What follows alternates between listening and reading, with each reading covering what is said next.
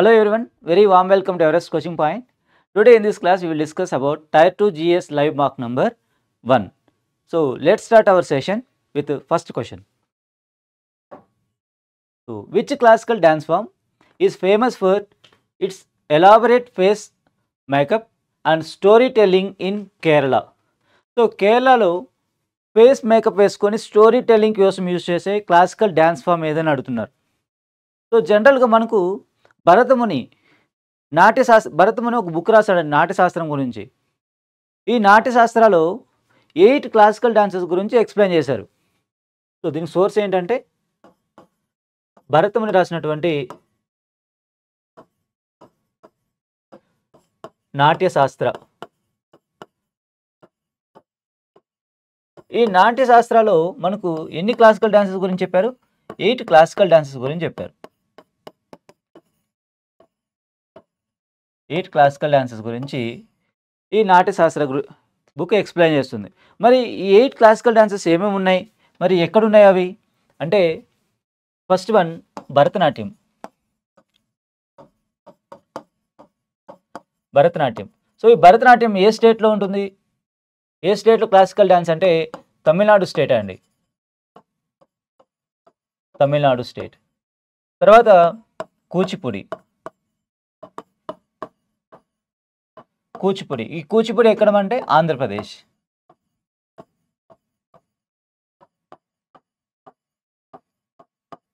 ఆంధ్రప్రదేశ్. తర్వాత కేరళ స్టేట్లో 2 classical dances ఉన్నాయి. ఒకటి Kathakali and second one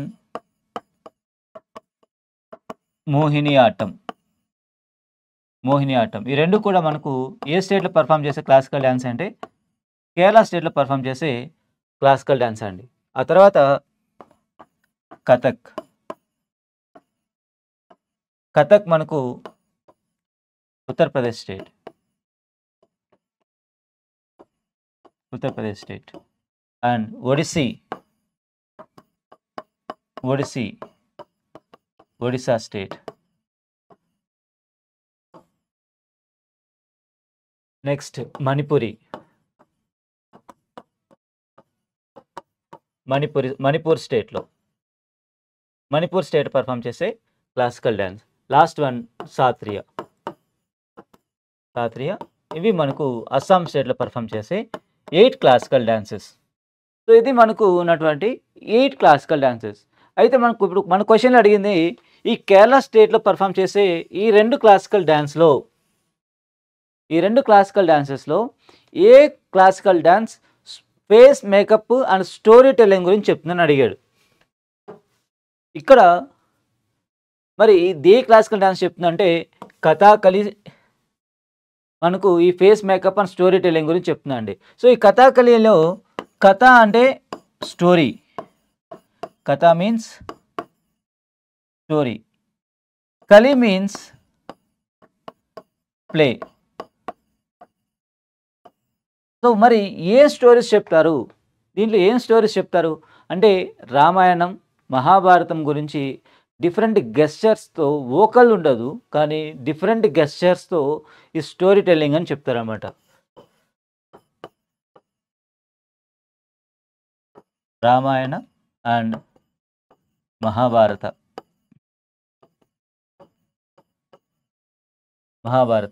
so ఈ రెండింటి గురించి మనకు ఈ కథాకళి డ్యాన్స్లో డిఫరెంట్ కాస్ట్యూమ్స్తో డిఫరెంట్ ఫేస్ మేకప్ వేసుకొని ఓన్లీ గెస్చర్స్తోనే ఈ స్టోరీ అనేది మనకు చెప్తారండి. సో ఏ డ్యాన్స్ ఫామ్ అంటే మన ఆన్సర్ ఏంటంటే Kathakali. Next one, which are the following types of mirrors show a lateral inversion of light? So ఈ మిర్రర్స్లో ఏది మనకు లేటరల్ ఇన్వర్షన్ ఆఫ్ లైట్ గురించి చెప్తుందని అడుగుతున్నాడు. సో ఈ లేటరల్ ఇన్వర్షన్, అసలు లేటరల్ ఇన్వర్షన్ అంటే ఏంటి? అసలు సింపుల్. ఈ క్వశ్చన్కి ఆన్సర్ కానివ్వండి, ఇలా లేటరల్ ఇన్వర్షన్ ఉన్న ఏదైనా సరే మనకు ఏమొస్తుందంటే ఈ ప్లేన్ మిర్రర్ అండి. సో సింపుల్గా చెప్పాలంటే మనం ఇంట్లో యూజ్ చేసే రెగ్యులర్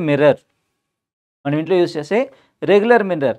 సో మనం ఫర్ ఎగ్జాంపుల్ మనం రైట్ హ్యాండ్ కదిలిచ్చామనుకోండి, మిర్రర్లో మనకి ఏ హ్యాండ్ కదులుతుందంటే మిర్రర్లో మనకు లెఫ్ట్ హ్యాండ్ కదిలినట్టు కనిపిస్తుంది.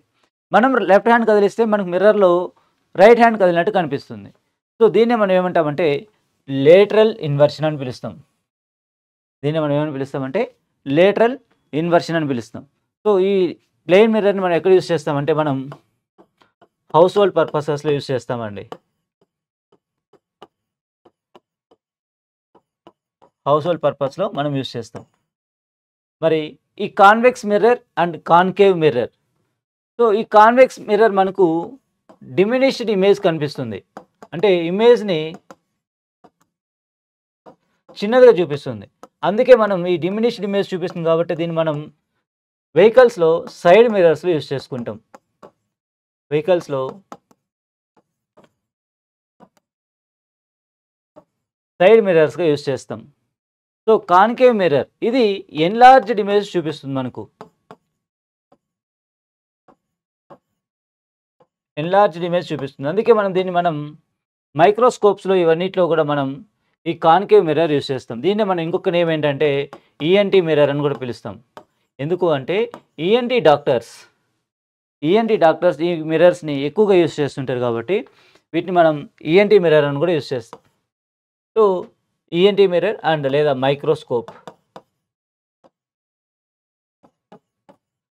మైక్రోస్కోప్స్లో కూడా మనం ఈ కాన్కేవ్ మిర్రర్ని యూస్ చేస్తామండి. సో రెక్టాంగులర్ అని జస్ట్ ఒక షేప్ అంతే, రెక్టాంగులర్ మిర్రర్ అనేది ఉండదు.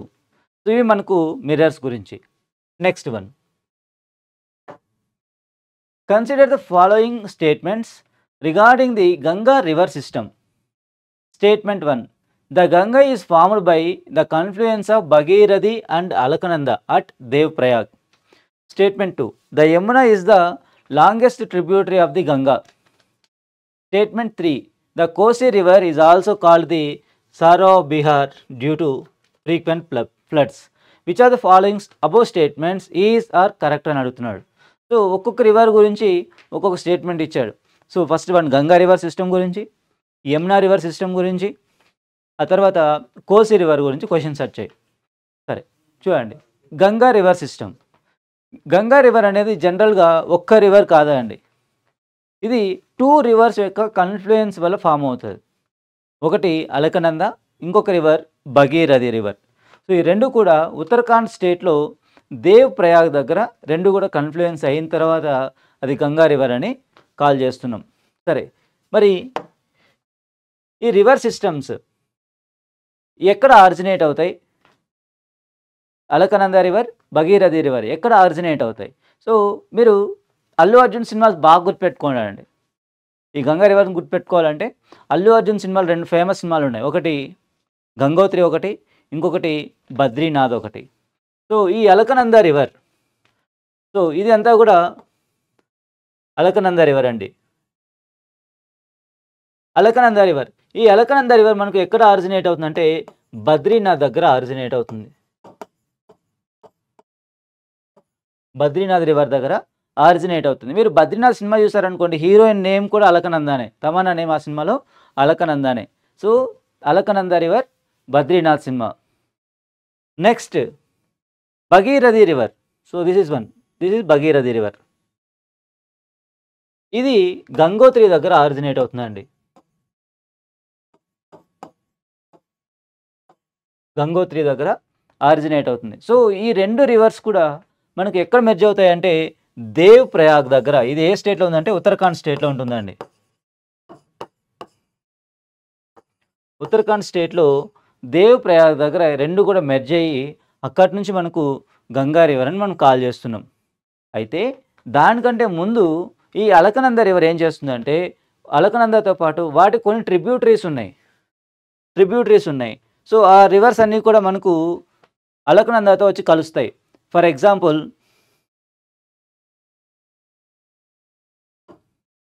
Example Dhauli Ganga river. So this Dhauli Ganga river. So Dhauli Ganga river Alaknanda రివర్ని కలిసే ప్లేస్ని మనం ఏమంటున్నామంటే విష్ణు ప్రయాగ్ అని పిలుస్తున్నాం. సో విష్ణు ప్రయాగ్ అంటే మనకు Alaknanda river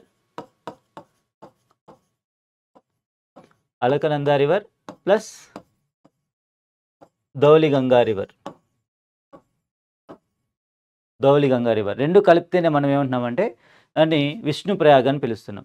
next Nandakini river. This is Nandakini river. So ఇది అలకనంద రివర్ని కలిసే ప్లేస్ని మనం ఏమంటున్నామంటే నంద్ ప్రయాగ్.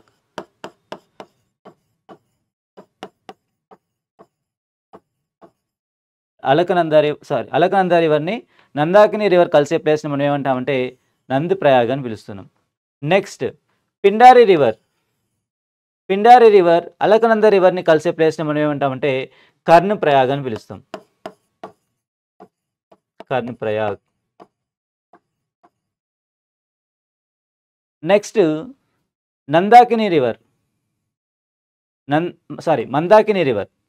మందాకిని రివర్ అలకనందాన్ని కలిసే ప్లేస్ని మనం ఏమంటామంటే రుద్రప్రయాగ్ అని పిలుస్తాం. Rudraprayag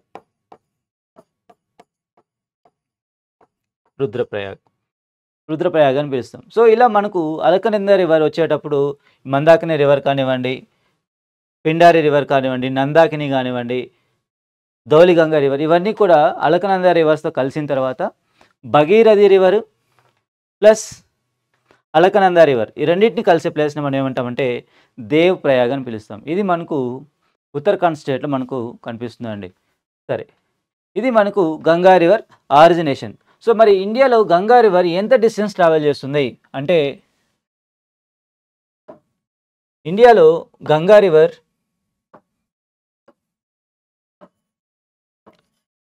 river total 2525 kilometres travel చేస్తుందండి. సో ఇది మనకు హిమాలయన్ రివర్ సిస్టమ్కి ఎగ్జాంపుల్. హిమాలయన్ రివర్ సిస్టమ్స్లో ఉండేవి మేజర్గా 3 reverse, Ganga river, Indus river and Brahmaputra river.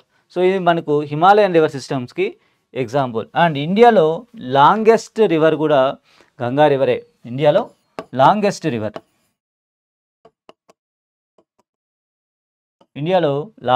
River కూడా మనకి ఏదంటే గంగా రివరే అండి. సరే, ఇది టోటల్ 2525 కిలోమీటర్స్ ట్రావెల్ చేస్తుంది. మరి ఇది ఇండియాలో ఏ స్టేట్స్లో ట్రావెల్ చేస్తుంది? అంటే ఉత్తరాఖండ్, ఉత్తరప్రదేశ్,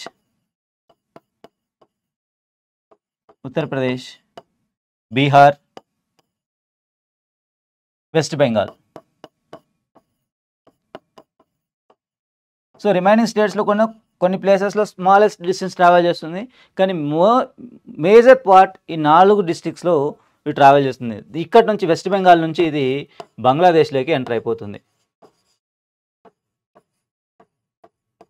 బంగ్లాదేశ్లోకి ఎంటర్ అయిపోయి అక్కడ మనకు బే ఆఫ్ బెంగాల్లో ఇది గంగా రివర్ మెర్జ్ అయిపోతుంది.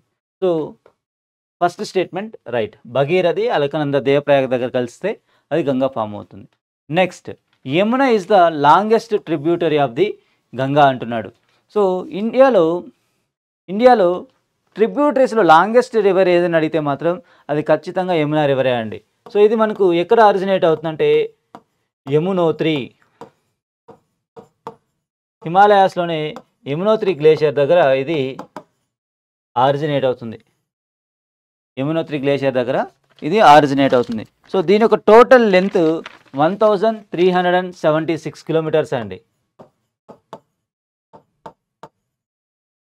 1376 కిలోమీటర్స్. ఇది మనకు గంగా రివర్ యొక్క లాంగెస్ట్ ట్రిబ్యూటరీనే కాదు, ఇండియాలో ఉండే లాంగెస్ట్ ట్రిబ్యూటరీ కూడా యమునా రివరే. సో ఇది మనకు 1376 కిలోమీటర్స్. మరి యమునా రివర్ యొక్క ట్రిబ్యూటరీస్ కొన్ని ఉన్నాయి. ఏంటి అంటే అవి చంబల్, బేట్వా, కేన్. ఇవి యమునా రివర్ యొక్క ట్రిబ్యూటరీస్. సో ఇవి యమునా రివర్ గంగా రివర్ని ఎక్కడ కలుస్తుంది అంటే ఉత్తరప్రదేశ్ స్టేట్లోని ప్రయాగ్రాజ్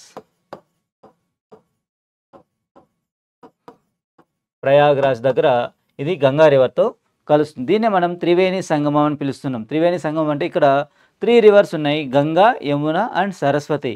ఈ 3 రివర్స్ కూడా మనకు ఉత్తరప్రదేశ్లోని ప్రయాగ్రాజ్ దగ్గర ఇవి కలుసుకుంటాయి. Next Kosi river. ఈ కోసీ రివర్ ఇండియాలో ఆరిజినేట్ అవ్వదండి. ఇది ఎక్కడ ఆరిజినేట్ అవుతుందంటే నేపాల్లో ఆరిజినేట్ అవుతుంది. సో బాగా గుర్తుపెట్టుకోండి, ఈ COSY and Gandak reverse, COSY and Gandak ఈ రెండు కూడా నేపాల్లో ఆరిజినేట్ అవుతాయి. బట్ ఈ నేపాల్కి నేబరింగ్ స్టేట్ మనకి ఎవరు ఎక్కువ బార్డర్ షేర్ చేసుకుంటారంటే నేపాల్తో బీహార్ స్టేట్ ఎక్కువ బార్డర్ షేర్ చేసుకుంటుంది. సో ఇవి మనకు ఈ రెండు కూడా త్రూ బీహార్ ద్వారానే ట్రావెల్ చేస్తాయి. సో అందుకే ఈ కోసి రివర్ బీహార్లో ఎక్కువ ఫ్లడ్స్ని క్రియేట్ చేస్తుందండి. బీహార్లో ఎక్కువ ఫ్లడ్స్ని క్రియేట్ చేస్తుంది. అందుకే మనం ఈ కోసి రివర్ని ఏమని పిలుస్తామంటే sorrow of Bihar, sorrow of Bihar. So sorrow of Bihar అని పిలుస్తాం. అదే టైం ఈ సారో అనే నేమ్తో కొన్ని రివర్స్ నేమ్స్ ఉన్నాయి. ఫర్ ఎగ్జాంపుల్ ఇప్పుడు మనం చెప్పుకున్నాం కోసి రివర్, కోసి రివర్, దీన్ని మనం sorrow of Bihar, sorrow of Bihar. Next Brahmaputra, Brahmaputra river, దీన్ని మనం సారో ఆఫ్ అస్సాం, ఎందుకంటే ఇది అస్సాంలో ఎక్కువ ఫ్లడ్స్ని క్రియేట్ చేస్తుంది. అండ్ దామోదర్, దామోదర్ రివర్, దీన్ని మనం sorrow of Bengal, sorrow of Bengal అని ఎవరిని పిలుస్తామంటే దామోదర్ రివర్ అని పిలుస్తాం. సో ఇవి మనకు సారో అనే నేమ్స్ ఉన్నటువంటి river names, river names. So ఇప్పుడు మన క్వశ్చన్కి మన ఆన్సర్ ఏమవుతుంది చెప్తారా? సో 3 స్టేట్మెంట్స్ కూడా ఆన్సర్ రైట్ అవుతాయి. సో మన ఆన్సర్ ఏంటంటే option D. Next one, article 52 to 78 in part 5 of the Indian constitution deals with అంటున్నాడు. So part 5 of Indian constitution దేని గురించి చెప్తుంది? పార్ట్ 5 ఆఫ్ ఇండియన్ కాన్స్టిట్యూషన్ దేని గురించి చెప్తుంది అంటే యూనియన్ గవర్నమెంట్ గురించి చెప్తుందండి. యూనియన్ గవర్నమెంట్ గురించి చెప్తుంది. అంటే ఈ యూనియన్ గవర్నమెంట్లో ఎవరెవరు ఉంటారు అంటే president, vice president, prime ministers, council of ministers, Lok Sabha, Rajya Sabha, attorney general. So ఇవన్నీ కూడా మనకు పార్ట్ 5, ఈవెన్ సుప్రీం కోర్ట్ కూడా సో మనకు పార్ట్ 5లోనే ఉంటాయి.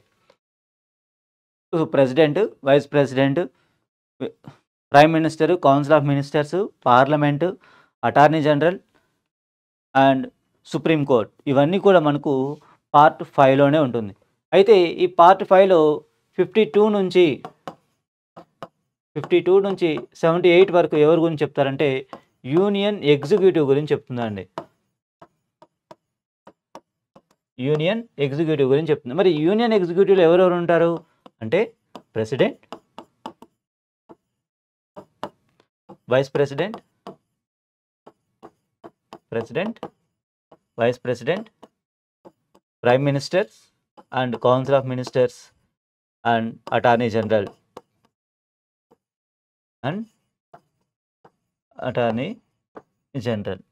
సో వీళ్ళందరూ కూడా మనకు యూనియన్ ఎగ్జిక్యూటివ్లో పార్ట్గా ఉంటారు. సో మన ఆన్సర్ ఏమవుతుందంటే union executive.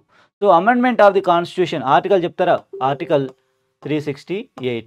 So amendment of the constitution ఈ ప్రొవిజన్ని మనం ఎక్కడి నుంచి తీసుకున్నాం అంటే సౌత్ ఆఫ్రికా కాన్స్టిట్యూషన్ నుంచి తీసుకున్నాం.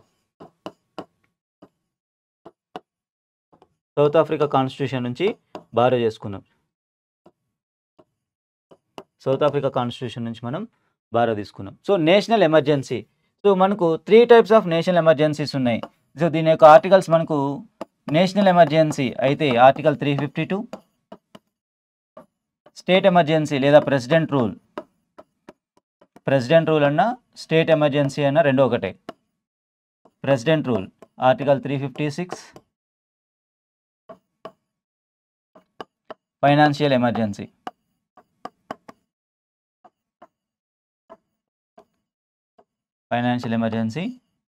ఆర్టికల్ 360. సో ఇవి మనకు నేషనల్ ఎమర్జెన్సీ. సో ఈ ప్రొవిజన్ని మనం ఎక్కడి నుంచి తీసుకున్నామంటే 1935 గవర్నమెంట్ ఆఫ్ ఇండియా యాక్ట్ నుంచి ఈ నేషనల్ ఎమర్జెన్సీ అనే ప్రొవిజన్ తీసుకున్నాం. సో ఇక్కడ ఇంకొక ప్రొవిజన్ గురించి కూడా చెప్పాలి. ఏదంటే సస్పెన్షన్ ఆఫ్ ఫండమెంటల్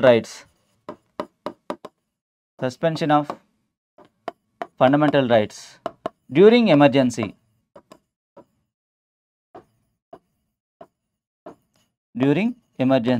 ఈ ప్రొవిజన్ మనం ఎక్కడి నుంచి తీసుకున్నామంటే జర్మనీ కాన్స్టిట్యూషన్ నుంచి తీసుకున్నాం. జర్మనీ కాన్స్టిట్యూషన్ నుంచి తీసుకున్నాం. సో ఇది బాగా గుర్తుపెట్టుకోవాలి. నేషనల్ ఎమర్జెన్సీలో 3 టైప్స్ ఆఫ్ ఎమర్జెన్సీస్ ఉన్నాయి. Article 352 national emergency, 356 state emergency లేదా president rule, and article 360 financial emergency. So ఈ ప్రొవిజన్స్, ఎమర్జెన్సీ ప్రొవిజన్స్ మనం ఎక్కడి నుంచి తీసుకున్నాం, ఎక్కడి నుంచి బారో చేసుకున్నాం అంటే ఎమర్జెన్సీ ప్రొవిజన్స్ అయితే గవర్నమెంట్ ఆఫ్ ఇండియా యాక్ట్ 1935 నుంచి, and suspension of fundamental rights during emergency అని అడిగితే జర్మనీ కాన్స్టిట్యూషన్ నుంచి మనం తీసుకున్నాం. Next finance commission. సో దీని యొక్క ఆర్టికల్ ఏంటంటే మనకు ఆర్టికల్ 280. సో ఈ ఫైనాన్స్ కమిషన్ని ప్రెసిడెంట్ అపాయింట్ చేస్తాడండి ఎవ్రీ 5 ఇయర్స్కి. ఎవ్రీ 5 ఇయర్స్కి ఎవరు అపాయింట్ చేస్తారంటే ప్రెసిడెంట్ అపాయింట్ చేస్తారు. ప్రెసిడెంట్ అపాయింట్ చేస్తారు. ఎందుకు అపాయింట్ చేస్తారంటే సెంట్రల్ ట్యాక్సెస్లో స్టేట్ గవర్నమెంట్స్ యొక్క షేర్ ఎంత ఇవ్వాలని డిసైడ్ చేసేది ఎవరు అంటే ఫైనాన్స్ కమిషన్. సో రీసెంట్గా 16th ఫైనాన్స్ కమిషన్ని అపాయింట్ చేశారు. సో ఈ 16th finance commission chairman, so రీసెంట్గా 16th ఫైనాన్స్ కమిషన్ అపాయింట్ చేశారు. ఈ 16th ఫైనాన్స్ కమిషన్ చైర్మన్ ఎవరు అంటే అరవింద్ పనగారియా.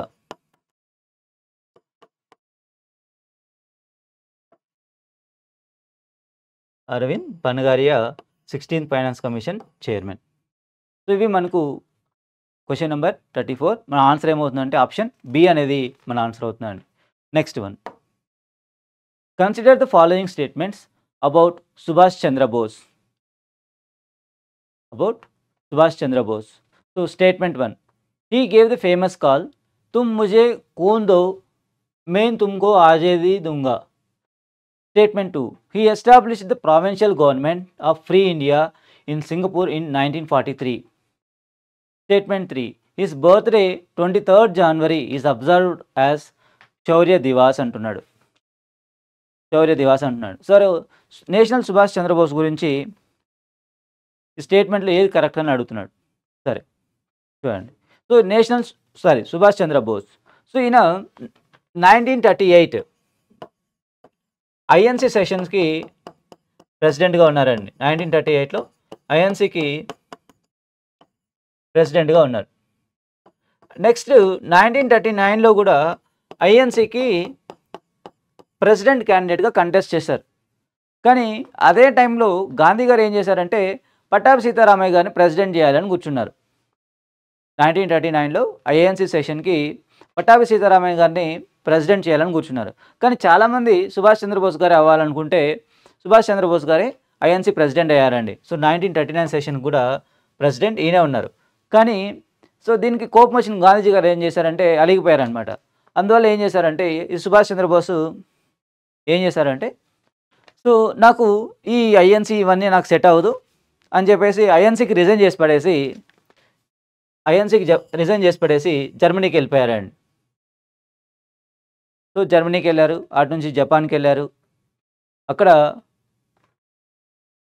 ఇండియన్ నేషనల్ ఆర్మీని ఐఎన్ఏని స్టార్ట్ చేశారు. సో అక్కడ నుంచి బ్రిటిషర్స్కి అగైనెస్ట్గా ఫైట్ చేయడం స్టార్ట్ చేశారనమాట.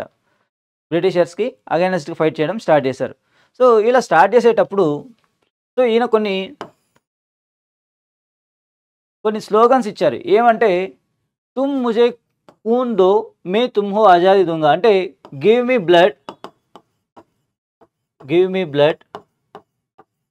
I will give you freedom.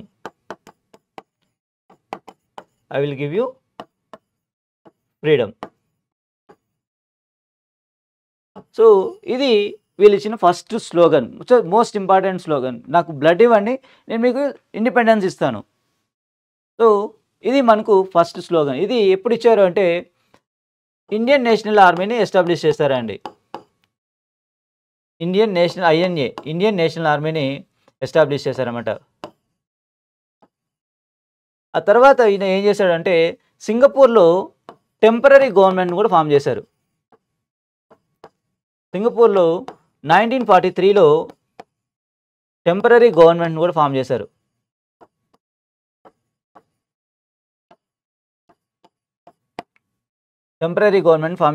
So ఇక్కడ ఫామ్ చేసేటప్పుడు ఇక్కడ మనకి ఎవరు సపోర్ట్ చేశారు అంటే జపాన్ మనకు సపోర్ట్ చేసింది. సో గుర్తుపెట్టుకోండి, ఇండియన్ నేషనల్ ఆర్మీని ఎక్కడ ఫామ్ చేశారు? ఈయన జపాన్లోనే ఫామ్ చేశారు. సో సింగపూర్లో మనకు టెంపరరీ గవర్నమెంట్ ఫామ్ చేశారు. దీనికి మనకి ఎవరు సపోర్ట్ చేశారంటే జపాన్ డ్యూరింగ్ వరల్డ్ వార్ 2 టైంలో వీళ్ళు సింగపూర్‌లో టెంపరరీ గవర్నమెంట్ ఫామ్ చేశారు. సో, ఇండియన్ నేషనల్ ఆర్మీని తీసుకొనొచ్చి ఫస్ట్ ఇండియాలోకి ఎంటర్ అయ్యి బ్రిటిషర్స్ అందరిని పంపించేయాలనుకున్నారు. సో, అలా వస్తూ ఫస్ట్ ఎవరిని అటాక్ చేశారంటే అండమాన్ అండ్ నికోబార్ ఐలాండ్స్‌ని ఆక్యుపై చేసుకున్నారండి. దానికి స్వరాజ్ ద్వీప్ అని, షాహిద్ ద్వీప్ అని నేమ్స్ కూడా చేంజ్ చేశారనమాట ఆ టైంలో. సో, ఇండియన్ నేషనల్ ఆర్మీతో ఫస్ట్ ఎవరిని ఆక్యుపై చేసుకున్నారు అంటే అండమాన్ అండ్ నికోబార్ ఐలాండ్స్‌ని ఆక్యుపై చేసేసుకున్నారు. ఆ తర్వాత నార్త్ ఈస్టర్న్ స్టేట్స్‌ని ఆక్యుపై చేసుకుందామని చెప్పి వెళ్ళేటప్పుడు జపాన్ సోల్జర్స్‌కి, మన సోల్జర్స్‌కి కాన్ఫ్లిక్ట్స్ వచ్చేసాయి. సో, అందువల్ల ఏం చేశారంటే బ్రిటిషర్స్‌కి చాలామంది సోల్జర్స్ లొంగిపోయారు. సో, దాంట్లో ఈ మిషన్ అనేది నార్త్ ఈస్టర్న్ స్టేట్ మిషన్ అనేది ఫెయిల్యూర్ అయిపోతుందండి. సో, ఆ తర్వాత 1945లో వీళ్ళు ఒక హెలికాప్టర్ క్రాష్‌లో చనిపోయారని అనుకుంటున్నారు. సో, దాని తర్వాత ఎంత ట్రూత్ ఉంది, ఎంత లైస్ ఉందో దానికి ఎవరికీ తెలియదనమాట. సో, ఇది మనకు సుభాష్ చంద్రబోస్ గారి గురించి. So, he established the provincial government of free India in Singapore in 1943. ఈ స్టేట్మెంట్ కూడా రైటే. సో, ఈ స్టేట్మెంట్ కూడా right. His birthday 23rd January is observed as Shaurya Diwas అంటున్నాడు. సో, 23rd Januaryని శౌర్య దివాస్ కాదండి. ఈయన బర్త్డేని మనం పరాక్రమ్ దివాస్‌గా సెలబ్రేట్ చేసుకుంటున్నాం.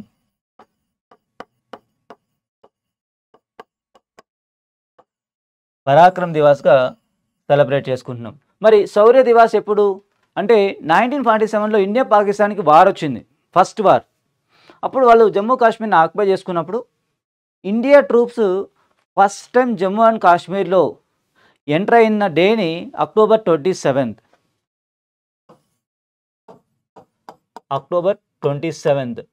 సో, ఇండియా పాకిస్తాన్ వార్ అప్పుడు India troops first time Jammu కాశ్మీర్లోకి అడుగుపెట్టిన డే అక్టోబర్ 27, 1947. సో, ఆ డేని శౌర్య దివాస్‌గా సెలబ్రేట్ చేసుకుంటున్నాం. సో, మన స్టేషన్లో మనకిచ్చిన స్టేట్మెంట్లో స్టేట్మెంట్ 3 అనేది రాంగ్ అవుతుంది. సో, ఫస్ట్ 1 and 2 రైట్ అవుతాయి. Next one. Consider the following statements about fundamental rights. Statement 1. Right to equality is available only to Indian citizens. Abolition of untouchability is a part of right to equality. Equality before law is guaranteed under Article 18 అంటున్నాడు. So, right to equality is available only to Indian citizens. Statement 2. Abolition of untouchability is a part of right to equality. Equality before law is guaranteed under Article 18. So, ఒకసారి right to equality articles చెప్తారా? So, right to equality మనకు first fundamental right కదా. Article 14 నుంచి article 18 వరకు మనకు right to equality గురించి చెప్తుందండి.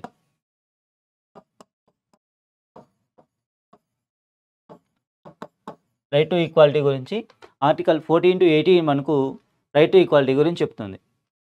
So, ఇది ఓన్లీ ఇండియన్ సిటిజన్స్కేనా అంటే కాదండి.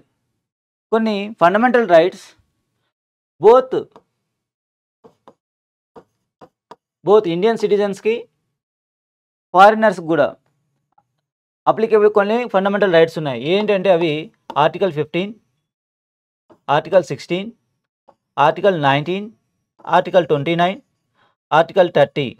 ఇది అందరికీ అప్లికేబుల్ అవుతాయి. ఈ ఆర్టికల్స్ ఆర్టికల్ 15, ఆర్టికల్ 16, ఆర్టికల్ 19, 29, 30 ఇది not only for Indian citizens but other country peoples కూడా ఇవి అప్లికేబుల్ అవుతాయండి. అంటే సిటిజన్స్కి కాదు, నాన్ సిటిజన్స్ కూడా ఇవి అప్లికేబుల్ అవుతాయి. ఏ ఆర్టికల్స్ అంటే 15, 16, 19, 29, 30. సో, ఆర్టికల్ 15 and 16 సో మనకు రైట్ టు ఈక్వాలిటీలోనే వస్తాయి కదా. అందువల్ల ఇవి ఓన్లీ ఇండియన్ సిటిజన్స్కేనా అంటే కాదండి. So, first statement wrong. So, statement 2. Abolition of untouchability is a part of right to equality అంటున్నాడు. సో, అబాలిషన్ ఆఫ్ అన్టచబిలిటీ దీని యొక్క ఆర్టికల్ నెంబర్ ఎంత అంటే ఆర్టికల్ 17 మనకు ఏం చెప్తుందంటే అబాలిషన్ ఆఫ్ అన్టచబిలిటీ గురించి చెప్తుంది. సో, ఈ untouchability is in any form untouchability is in any form is abolished in India. So ఇది మనకు ఆర్టికల్ 17 చెప్తుంది. So second statement right. Equality before law is guaranteed under article 18 అంటున్నాడు. So equality before law and equal protection of the law. So ఇది మనకు ఏ article చెప్తుందంటే article 14 చెప్తుంది. Equality before the law or equal protection of the law ఏ article చెప్తుందంటే article 14 చెప్తుంది. మరి ఆర్టికల్ 18 ఏం చెప్తుంది అంటే prohibition of titles,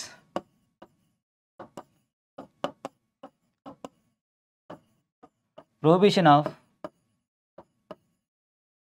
కాన్ఫరింగ్ titles, prohibition of conferring titles అంటే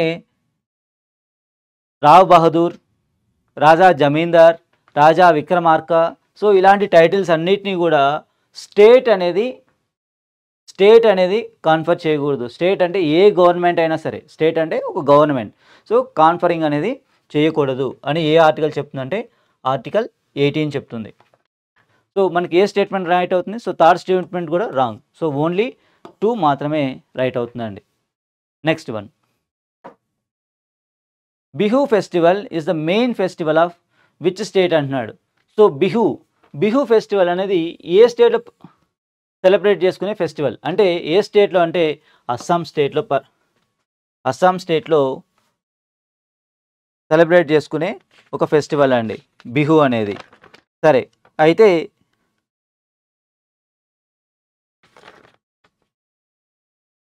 సో ఇక్కడ ఏ టైంలో తీసుకుంటారంటే ఈ ఫెస్టివల్ని అగ్రికల్చర్ సీజన్ స్టార్ట్ అయ్యేటప్పుడు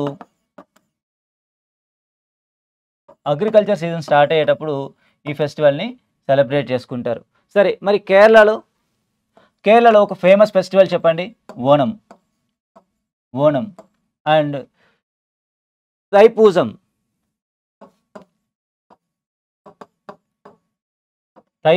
ఇది కూడా మనకు కేరళలో సెలబ్రేట్ చేసుకునే ఫెస్టివల్స్.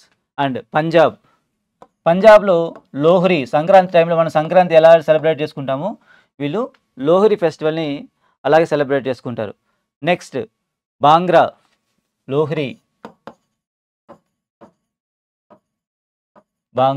అండ్ గిద్దా ఇది కూడా ఈ రెండు డ్యాన్స్ ఫామ్స్ అండి. బాంగ్రా అండ్ గిద్దా ఈ రెండు కూడా ఏంటంటే డ్యాన్స్ ఫామ్స్,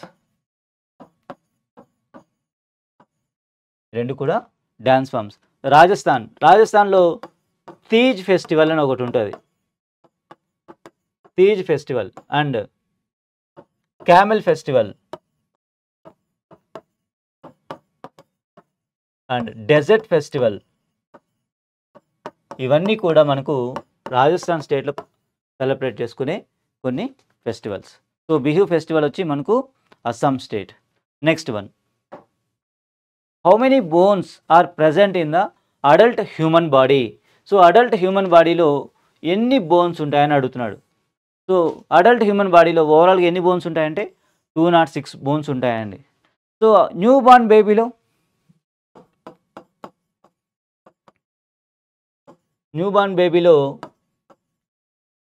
270 నుంచి 300 బోన్స్ ఉంటాయి.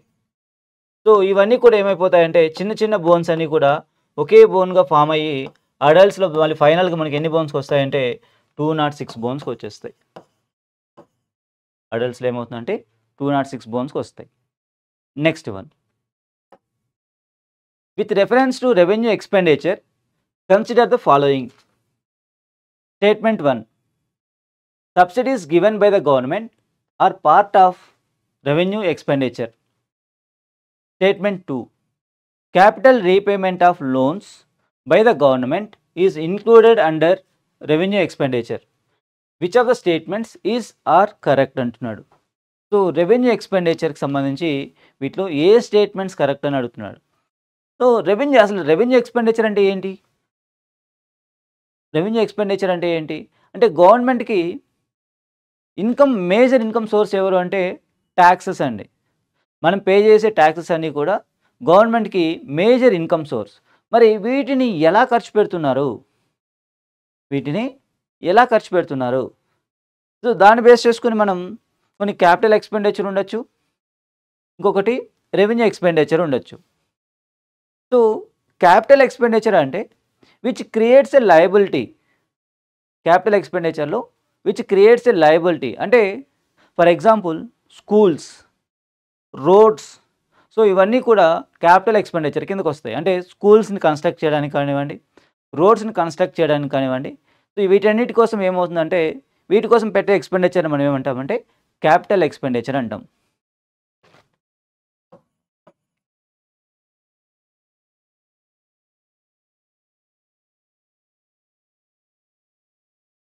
సో ఎక్స్పెండిచర్ అనేది కూడా మనకు గవర్నమెంట్ యొక్క ఎక్స్పెండిచర్ మనకు 2 టైప్స్ ఉంటాయి. ఒకటి revenue expenditure,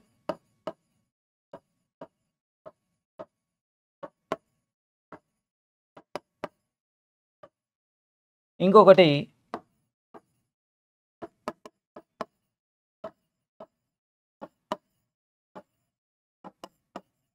capital expenditure. Revenue expenditure, capital expenditure అంటే ఇది విచ్ క్రియేట్స్ అసెట్స్. ఈ క్యాపిటల్ ఎక్స్పెండిచర్లో మనం ఏమవుతుందంటే అసెట్స్ని క్రియేట్ చేస్తాయి. అంటే ఫర్ ఎగ్జాంపుల్ స్కూల్స్,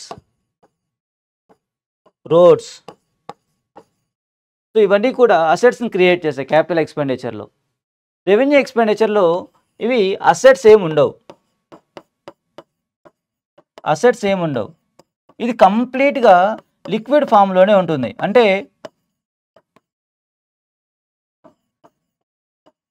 ఇది ఖర్చు పెట్టినట్టు తెలుస్తుంది, కానీ మనం ఏది అయితే ఖర్చు పెడుతున్నామో ఆ వస్తువు కనిపించదు మనకు. అది మనకు వస్తువు కనిపించదు. అంటే immediate consumption. For example salaries,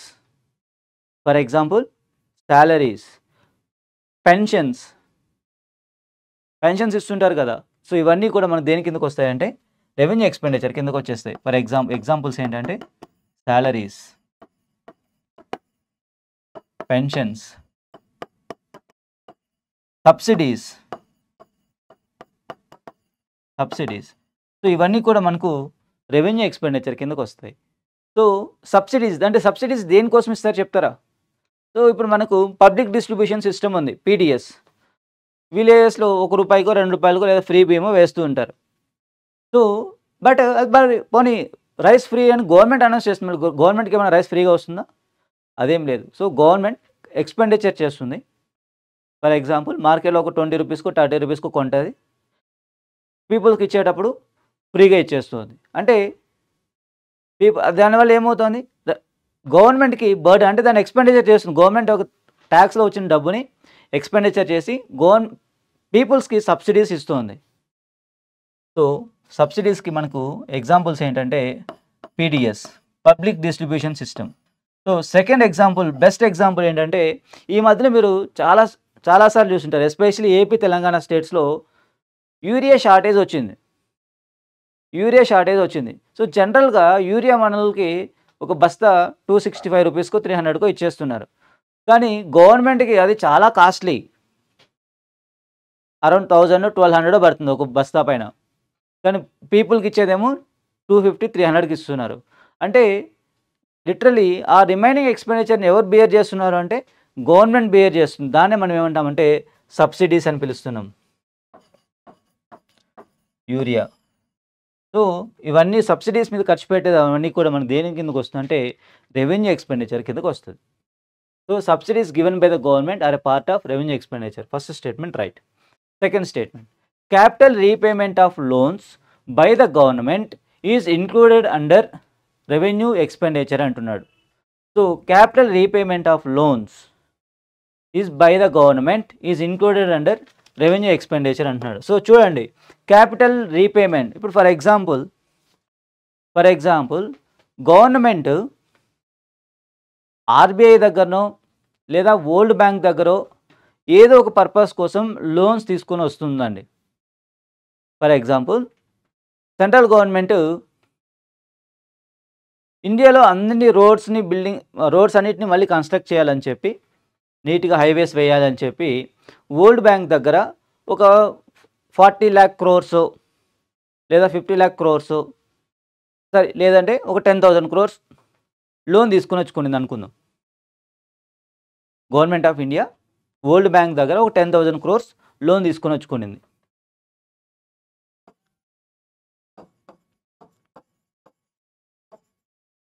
ఎవరు తీసుకున్నారు? గవర్నమెంట్ ఆఫ్ ఇండియా తీసుకునింది. ఎవరి దగ్గర తీసుకున్నారు? వరల్డ్ బ్యాంక్ దగ్గర తీసుకున్నారు.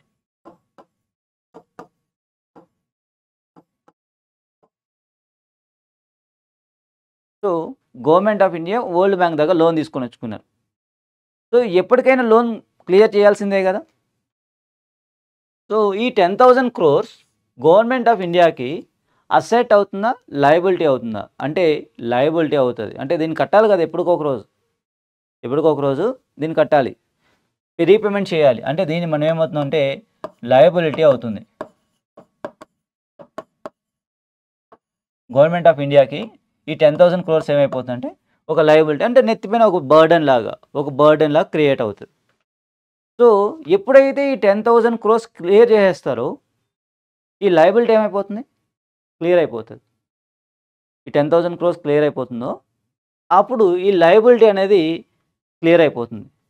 సో అలా క్లియర్ అయిపోయింది అనుకోండి, దాన్ని మనం రెవెన్యూ ఎక్స్పెండిచర్ కిందకి రాదు. అవి ఎప్పుడైతే మనకు లయబిలిటీ క్లియర్ అయిపోతుందో, ఎప్పుడైతే లయబిలిటీ క్లియర్ అయిపోతుందో ఇట్ రెడ్యూసెస్ లయబిలిటీ. ఇది ఎప్పుడైతే ఈ అమౌంట్ పే చేస్తామో అది మనకు లయబిలిటీ అనేది మనకు తగ్గిపోతుంది. లయబిలిటీ తగ్గిపోయిందంటే అది రెవెన్యూ ఎక్స్పెండిచర్ కిందకి రాదు. ఇన్ కేస్ సో ఈ 10,000 crores government of India world బ్యాంక్కి ఇంట్రెస్ట్ పే చేయాలి.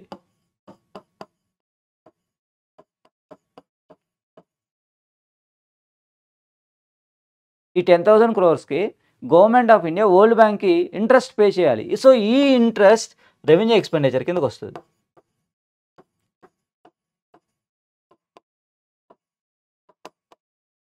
ఇది మనకు రెవెన్యూ ఎక్స్పెండిచర్ కిందకి వస్తుంది. సో వరల్డ్ బ్యాంక్ ఏమో తీసుకున్న అప్పును క్లియర్ చేస్తే అది రెవెన్యూ ఎక్స్పెండిచర్ కిందకి రాదు. ఒకవేళ తీసుకున్న అప్పుకి ఇంట్రెస్ట్ కానీ పే చేసామనుకోండి అవి రెవెన్యూ ఎక్స్పెండిచర్ కిందకి వస్తాయి. సో ఇప్పుడు ఈ స్టేట్మెంట్కి మీరు ఆన్సర్ చేయండి. Statement 2, capital repayment of loans by the government is included under revenue expenditure. ఇది కాదు, క్యాపిటల్ రీపేమెంట్ కాదు, ఇంట్రెస్ట్ పేమెంట్స్ వస్తాయి చూసారా, అది రెవెన్యూ ఎక్స్పెండిచర్ కిందకి వెళ్ళిపోతుంది. ఇది క్యాపిటల్ రీపేమెంట్ ఆఫ్ లోన్స్ మనకు క్యాపిటల్ ఎక్స్పెండిచర్ కిందకి వెళ్ళిపోతాయి. ఇవి మనకు క్యాపిటల్ ఎక్స్పెండిచర్ కిందకి వెళ్తాయి. So second statement wrong. So only one statement right అవుతుంది. Next one, who was the first and only women ruler of the Delhi sultanates? Delhi సుల్తనేట్స్కి first and only women ruler ఎవరు అని అడుగుతున్నారు. సరే, దీనికంటే ముందు మనకు కొద్ది హిస్టరీ మనకు కానీ తెలిసింది అనుకోండి. ఇండియాని ఢిల్లీ సుల్తనేట్స్ చాలామంది రూల్ చేశారు. ఆల్మోస్ట్ 5 డైనాసిటీస్ రూల్ చేశాయి. దానికంటే కూడా ముందు ఇండియాలో ముస్లిం రూలింగ్ ఎప్పుడు స్టార్ట్ అయిందంటే 1192 ADలో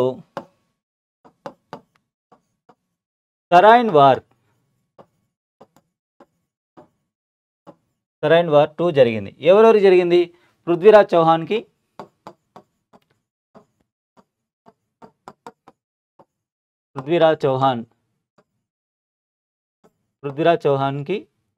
వర్సెస్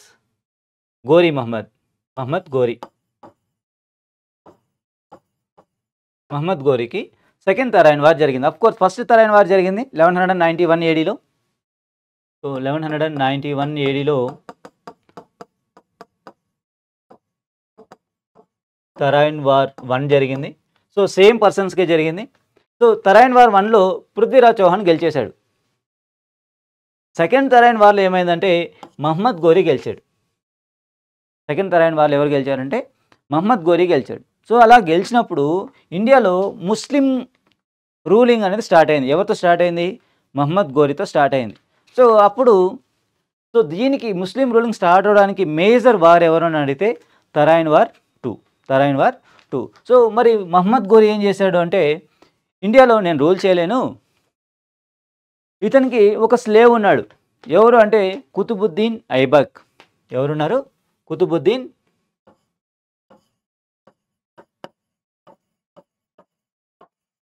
కుతుబుద్దీన్ ఐబక్. సో ఈయన రిప్రజెంటేటివ్గా అపాయింట్ చేసి ఈయన వాళ్ళ కంట్రీకి వెళ్ళిపోయాడండి. ఈయన వెళ్ళేటప్పుడు మహమ్మద్ గోరీని ఆన్ ది వేలో వేరే వాళ్ళు చంపేశారు. సో ఈ విషయం తెలుసుకున్న కుతుబుద్దీన్ ఐబక్ ఏం చేశాడు అంటే, సో మహమ్మద్ గోరీ చనిపోయాడు, ఇంక మీదట నేనే కింగ్ అని అనౌన్స్ చేసుకున్నారన్నమాట. ఎవడు? కుతుబుద్దీన్ ఐబక్. సో అలా ఇండియాలో ముస్లిం డైనాసిటీ స్టార్ట్ అయింది. ఈయన ఏ డైనాసిటీని స్టార్ట్ చేశాడంటే స్లేవ్ డైనాసిటీని స్టార్ట్ చేశాడు. దీన్నే మనం ముల్క్ డైనాసిటీ,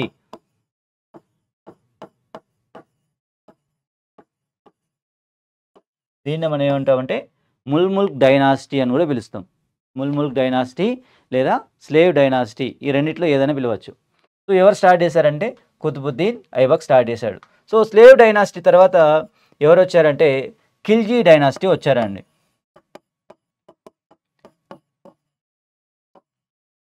ఖిల్జీ డైనాసిటీ వచ్చారు.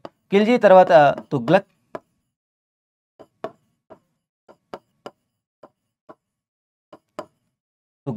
తుగ్లక్ తర్వాత సయ్యద్,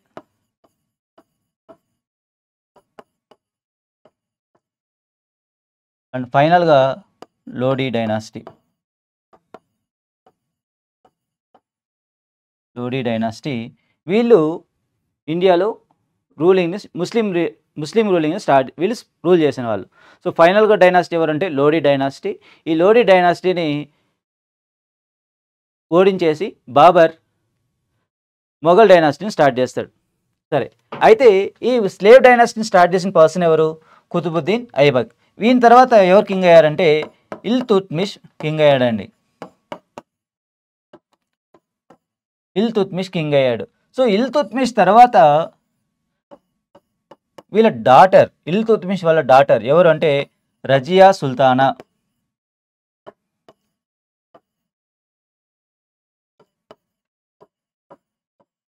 రజియా సుల్తానా ఈమె 1136 నుంచి 1140 వరకు ఢిల్లీని రూల్ చేసిందండి. ఎవరు అంటే రజియా సుల్తానా. సో ఇలా ఈమె first women who rule Delhi, first women ruler of Delhi, first women ruler ఎవరు అంటే రజియా సుల్తానా. రాణి దుర్గావతి. సో ఈ పర్సన్ మనకు గోండ్వానా కింగ్డమ్లో ఈ పర్సన్ కనిపిస్తారండి. ఎవరు అంటే రాణి దుర్గావతి. ఈమె మొఘల్ కింగ్ అక్బర్కి చాలా టఫ్ కాంపిటీషన్ ఇస్తారనమాట. వాళ్ళ మీద అటాక్ వస్తే వాళ్ళకి చాలా టఫ్ కాంపిటీషన్ ఇస్తారు. ఎవరు అంటే Rani Durgavati. Next one, what is formed when acid reacts with a base. So ఒక యాసిడ్ బేస్తో రియాక్ట్ అయితే ఏం ఫామ్ అవుతుందని అడుగుతున్నాడు. So acid plus base are combined reaction మనం ఏమని పిలుస్తామంటే న్యూట్రలైజేషన్ అని పిలుస్తాం.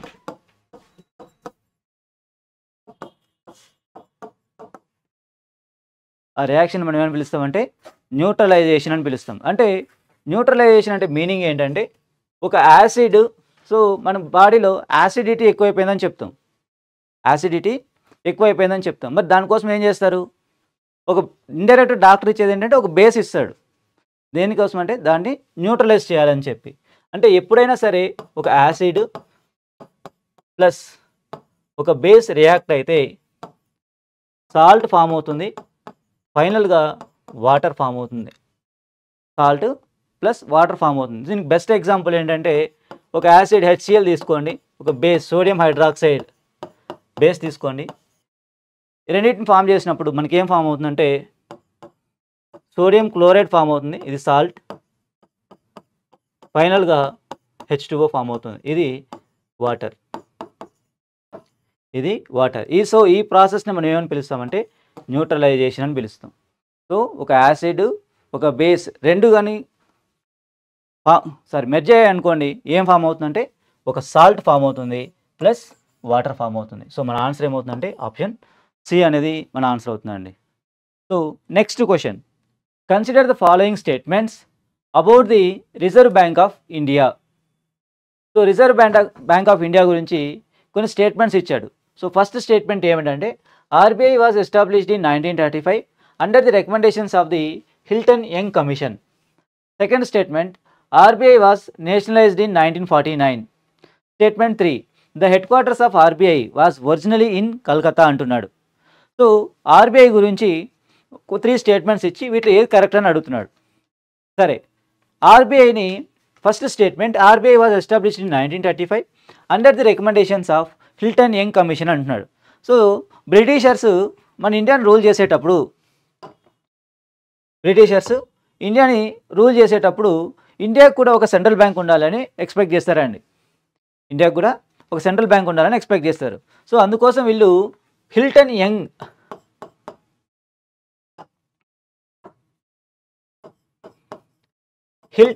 అనే ఒక కమిషన్ అపాయింట్ చేశారు. ఏళ్ళు అపాయింట్ చేశారంటే 1926లో అపాయింట్ చేశారండి. హిల్టన్ యంగ్ కమిషన్ని ఏ ఏళ్ళు అపాయింట్ చేశారంటే 1926లో అపాయింట్ చేశారు.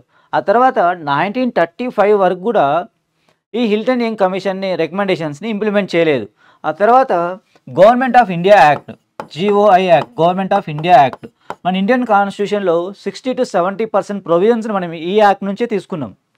సరే, ఈ గవర్నమెంట్ ఆఫ్ ఇండియా యాక్ట్ 1935లో ఏం చేశారు అంటే ఈ హిల్టన్ యంగ్ కమిషన్ యొక్క రికమెండేషన్స్ని ఇంప్లిమెంట్ చేసి రిజర్వ్ బ్యాంక్ ఆఫ్ ఇండియాని ఎస్టాబ్లిష్ చేశారు. ఎక్కడ ఎస్టాబ్లిష్ చేస్తారంటే హెడ్ క్వార్టర్గా కోల్కతాలో దీన్ని కలకత్తాలో ఎస్టాబ్లిష్ చేశారండి. ఏ ఇయర్లో ఎస్టాబ్లిష్ చేశారు అంటే 1935లో ఎస్టాబ్లిష్ చేశారు. 1935లో దీన్ని ఎస్టాబ్లిష్ చేశారు. ఆ తర్వాత 1937లో కలకత్తా నుంచి దీని హెడ్ క్వార్టర్ని ముంబైకి మార్చేశారు. ఏలో మార్చారంటే 1937లో మార్చేశారు. ఆ తర్వాత ఏం చేశారు అంటే ఇండిపెండెన్స్ వచ్చినాక 1947లో ఇండిపెండెన్స్ వచ్చిన తర్వాత సో అప్పటి వరకు ఆర్బీఐ ఒక ప్రైవేట్ ఆర్గనైజేషన్ లాగా ఉండేది. సో కానీ ఏం చేశారు అంటే 1949లో దీన్ని ఈ ఆర్బీఐని నేషనలైజేషన్ చేశారు. ఆర్బీఐని నేషనలైజేషన్ చేశారు. ఏ ఇయర్లో 1949లో నేషనలైజ్ చేశారు. అంటే గవర్నమెంట్ బ్యాక్గా దీన్ని చేంజెస్ చేశారనమాట. సో మరి ఆర్బీఐ యొక్క ఫంక్షన్స్ ఏంటి ఇండియాలో? ఆర్బీఐ యొక్క ఫంక్షన్స్ ఏంటి, ఏం చేస్తుంది అసలు ఇండియాలో అంటే మనీ సప్లైని కంట్రోల్ చేస్తుంది. మనీ సప్లైని కంట్రోల్ చేస్తుంది అంటే సింపుల్గా చెప్పాలంటే మానిటరీ పాలసీ అంటే repo rate, reverse repo rate, cash reserve ratio వీటన్నిటిని కూడా ఫిక్స్ చేసేది ఎవరు అంటే reserve bank of India. And currency printing,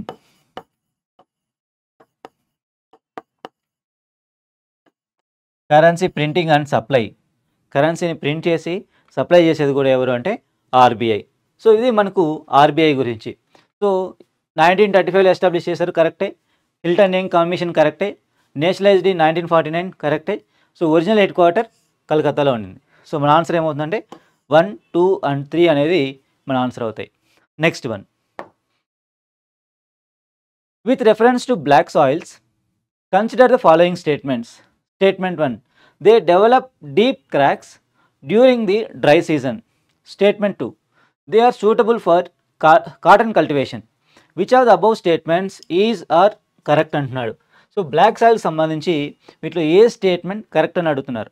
సరే, మరి బ్లాక్ సాయిల్స్ ఎలా ఫామ్ అయ్యాయి, దీనికి ఉన్నటువంటి డిఫరెంట్ నేమ్స్ ఏంటి, ఇది ఇండియాలో ఎక్కడ ఎక్స్పాండ్ అయ్యాయి, ఏ మినరల్స్ ఎక్కువగా ఉంటుంది, ఏ మినరల్స్ తక్కువగా ఉంటుంది, దీంట్లో ఎక్కువ పండించే క్రాప్ ఏది, ఇది తెలిస్తే మనం ఏ సాయిల్ నేర్చుకోవాలంటే ఇవన్నీ నేర్చుకోవాలండి.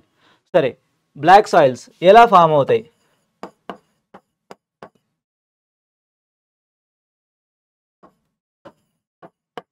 బ్లాక్ సాయిల్స్ ఎలా ఫామ్ అయ్యాయి అంటే వోల్కనిక్ రాక్స్ వల్ల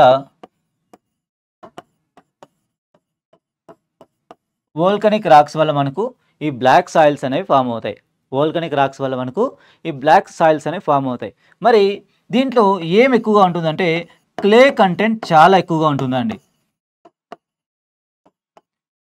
క్లే కంటెంట్ చాలా ఎక్కువగా ఉంటుంది. ఈ క్లే కంటెంట్ వల్ల ఒకటి డ్రాబ్యాక్స్ ఉన్నాయి, ఒకటి అడ్వాంటేజెస్ ఉన్నాయి. సో డ్రాబ్యాక్స్ ఏంటి అంటే ఈ క్లే కంటెంట్ డ్రై సీజన్లో ఏమైపోతుందంటే మొత్తం అంటే సమ్మర్ సీజన్లో, డ్రై సీజన్లో ఏంటంటే లిటరల్ చెప్పాలంటే సమ్మర్ సీజన్లో మొత్తం క్రాక్స్ వచ్చేస్తుంది, మొత్తం సాయిల్ మీద మొత్తం ఏమైపోతుందంటే క్రాక్స్ వచ్చేస్తాయి. అదే రైనీ సీజన్లో ఏమైపోతుందంటే రైనీ సీజన్లో కంప్లీట్గా స్టిక్ అయిపోతాయి. సో ఎప్పుడైతే డ్రై సీజన్ నుంచి రైనీ సీజన్లోకి మారినప్పుడు వాటర్ అంతా కూడా ఆ క్రాక్స్ నుంచి లోపలికి వెళ్ళిపోవడం వల్ల ఏమైపోతుందంటే ప్లఫింగ్కి అంటే దున్నడానికి చాలా చాలా ఈజీగా అయిపోతున్నాయండి. అందుకే వీటిని మనం ఏమంటామంటే సెల్ఫ్ ప్లహింగ్ సాయిల్స్ అని కూడా పిలుస్తాం. సో ఈ బ్లాక్ సాయిల్స్కి డిఫరెంట్ నేమ్స్ ఉన్నాయి. సో ఏమేమి నేమ్స్ ఉన్నాయంటే ఫస్ట్ వన్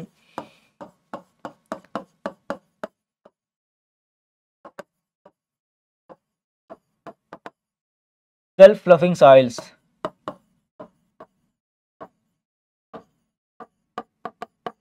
రేగర్ సాయిల్స్,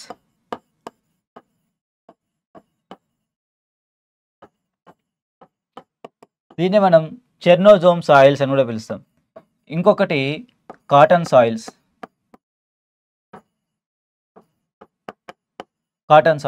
ఎందుకు అంటే కాటన్ సాయిల్స్ అని. సో ఈ బ్లాక్ సాయిల్స్లో ఎక్కువ కల్టివేట్ చేసే క్రాప్ ఏంటి అంటే కాటన్. అందుకే ఈ బ్లాక్ సాయిల్స్ని మనం కాటన్ సాయిల్స్ అని కూడా పిలుస్తాం. సరే, మరి వీటిలో ఏ మినరల్స్ ఉంటాయి? మినరల్స్ మనకు లీస్ట్ ఉండేది ఏంటంటే ఫాస్ఫరస్ అండ్ నైట్రోజన్. సో ఈ రెండు మినరల్స్ చాలా చాలా తక్కువ ఉంటాయి. మరి హై ఏది ఉంటుంది అంటే పొటాష్ ఎక్కువగా ఉంటుందండి. దీంట్లో మనకు పొటాష్ అనేది చాలా చాలా ఎక్కువ ఉంటాయి. మరి ఇండియాలో ఈ బ్లాక్ సాయిల్స్ ఎక్కడ ఎక్స్పాండ్ అయ్యాయి అంటే మనకు డెక్కన్ ప్లాట్యూలో ఈ బ్లాక్ సాయిల్స్ అనేవి చాలా చాలా ఎక్స్పాండ్ అయ్యాయి. మరి డెక్కన్ ప్లాట్యూ అంటే ఎక్కడెక్కడ వస్తాయి అంటే ఫస్ట్ మహారాష్ట్రలో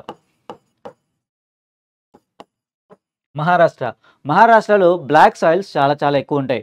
అందుకే అక్కడ ఎక్కువ కాటన్ని కల్టివేట్ చేస్తుంటారు. అందుకే ముంబైని మనం కాటన్ పోలీస్ ఆఫ్ ఇండియా అని కూడా పిలుస్తాం.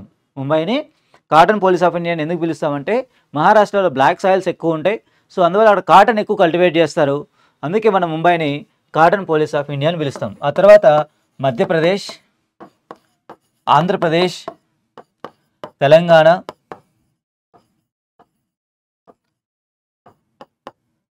Tamil Nadu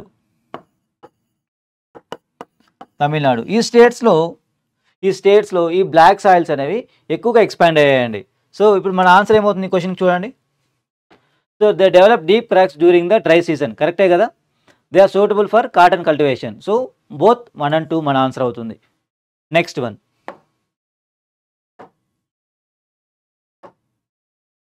consider the following statements about the 42nd Constitutional Amendment Act 1976. Statement 1, it is also called mini constitution. Statement 2, it added the words socialistic, secular and integrity to the preamble. Which of the above is or correct అంటున్నాడు. So 42nd Constitutional Amendment Act 1976 సంబంధించి ఇట్లా ఏ statements correct అని అడుగుతున్నాడు. సరే, Indian కాన్స్టిట్యూషన్ని so many changes చేసుకుంటూ వెళ్తారు. So article 368 ప్రకారం Indian కాన్స్టిట్యూషన్ని amendment చేస్తూ వెళ్తారు. సో చాలా ఫీచర్స్ని యాడ్ చేస్తూ ఉంటారు, చాలా ఫీచర్స్ని రిమూవ్ చేస్తూ ఉంటారు. కానీ ఒక కాన్స్టిట్యూషన్ అమెండ్మెంట్ యాక్ట్, సో దాని పేరే మనం 42nd constitution amendment act 1976. 42nd constitution amendment act 1976. So ఇది మనం ఏమంటామంటే మినీ కాన్స్టిట్యూషన్ అని కూడా పిలుస్తాం. ఎందుకు అంటే జనరల్గా ఒక ఫీచరు ఒక కాన్స్టిట్యూషన్ అమెండ్మెంట్ యాక్ట్ తీసుకొచ్చినప్పుడు ఒక ఫీచర్ను లేదా 2 ఫీచర్స్ని అమెండ్మెంట్ చేస్తాం. కానీ ఈ 1976లో 42nd కాన్స్టిట్యూషన్ అమెండ్మెంట్ యాక్ట్లో సో మెనీ ఫీచర్స్ని అమెండ్మెంట్ చేశారు. ఫర్ ఎగ్జాంపుల్ ప్రియాంబుల్ని ఒక్కసారి మాత్రమే అమెండ్మెంట్ చేశారండి. సో ప్రియాంబుల్ ఇప్పటి వరకు ఒక్కసారి మాత్రమే అమెండ్మెంట్ చేశారు. సో దాన్ని మనం ప్రియాంబుల్ని ఎప్పుడు అమెండ్మెంట్ చేశారు అంటే 42nd కాన్స్టిట్యూషన్ అమెండ్మెంట్ యాక్ట్ 1976. దీని ద్వారా ఏం చేశారంటే ఒక 3 వర్డ్స్ని యాడ్ చేస్తారు. ఏం వర్డ్స్ అంటే అవి సోషలిస్టిక్, సెక్యులర్ అండ్ ఇంటిగ్రిటీ. ఈ 3 వర్డ్స్ని first time 42nd constitution amendment act 1976లో యాడ్ చేశారు. ఆ తర్వాత ఇంకా మనకు ఫండమెంటల్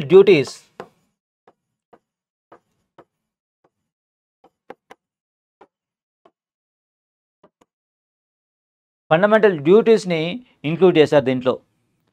ఇంకా చెప్పాలి అంటే మనకు స్టేట్ లిస్ట్లో ఉండే ఒక 5 సబ్జెక్ట్స్ని కన్కరెంట్ లిస్ట్లోకి యాడ్ చేశారు. లైక్ ఫారెస్ట్ కానివ్వండి, ఎడ్యుకేషన్ కానివ్వండి, ఇంకా వెయిట్స్ అండ్ మెజర్స్ కానివ్వండి. సో వీటన్నిటిని కూడా అలా ఒక 5 సబ్జెక్ట్స్ని స్టేట్ లిస్ట్లో ఉండే ఒక 5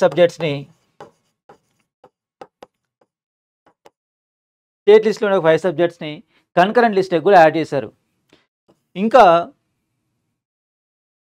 ఇంకా ఇంకా ఏం చెప్పచ్చు అంటే 1975 ఎమర్జెన్సీని ఇంపోజ్ చేసినప్పుడు ఇందిరాగాంధీ ఒక రూల్ తీసుకొని వచ్చారండి. పార్లమెంట్లో ఒక బిల్ పాస్ చేశారు. ఏమని పాస్ చేశారు అంటే president, prime minister, council of ministers, cabinet తీసుకున్న డెసిషన్స్ని ఖచ్చితంగా అసెంట్ ఇవ్వాలి, వీటో పవర్ యూజ్ చేయడానికి పర్మిషన్ లేదు అని ఒక అమెండ్మెంట్ కూడా తీసుకొని వచ్చారు. ఏ అమెండ్మెంట్లు అంటే అది కూడా 42nd constitution amendment act. So president, prime minister, council of ministers తీసుకున్న డెసిషన్స్కి కంపల్సరీగా అసెంట్ ఇవ్వాలి అని ఒక కొత్త బిల్ తీసుకొని వచ్చారు. అది కూడా ఏంటంటే 42nd కాన్స్టిట్యూషన్ అమెండ్మెంట్ యాక్టే. So DPSP, directive principles of state పాలసీని కూడా దీంట్లో అమెండ్మెంట్ చేశారు. సో అందువల్ల దీన్ని మనం 42nd కాన్స్టిట్యూషన్ అమెండ్మెంట్ యాక్ట్ని మనం ఏమని పిలుస్తామంటే మినీ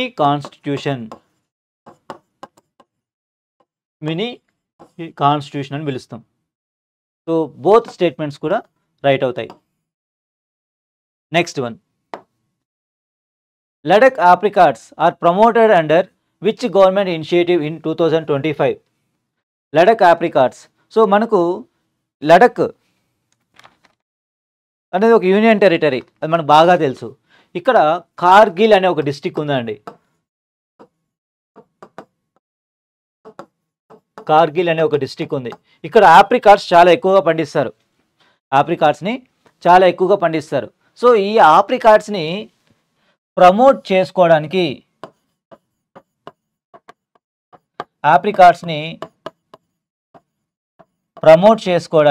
సో ప్రమోట్ చేసుకుంటే ఏమొస్తుంది? ఎక్స్పోర్ట్స్ పెరుగుతాయి, ఎంప్లాయ్మెంట్ జనరేట్ అవుతుంది, రెవెన్యూ జనరేట్ అవుతాయి. సో ఈ ప్రమోట్ చేసుకోవడానికి ఒక ప్రోగ్రామ్ తీసుకొని వచ్చారు. సో ఇండియన్ గవర్నమెంట్ ఒక ప్రోగ్రామ్ తీసుకొని వచ్చింది. ఆ ప్రోగ్రామ్ పేరు ఏంటంటే one district one product. Not only ఆప్రికాట్సే కాదు, ప్రతి స్టేట్లో కూడా ప్రతి డిస్టిక్లో ఒక ప్రోడక్ట్ని ప్రమోట్ చేసుకుంటున్నారా అండి. సో దీనికి వోకల్ ఫర్ లోకల్ ఈ క్యాంపెయిన్ కూడా బాగా యూజ్ అయింది. వోకల్ ఫర్ లోకల్ క్యాంపెయిన్ కూడా చాలా యూజ్ అయింది అనమాట. సో దీనికోసం ఒక స్కీమ్ కూడా తీసుకొని వచ్చారు. ఏం స్కీమ్ తీసుకొని వచ్చారంటే అది ప్రధానమంత్రి ఫార్మలైజేషన్ ఆఫ్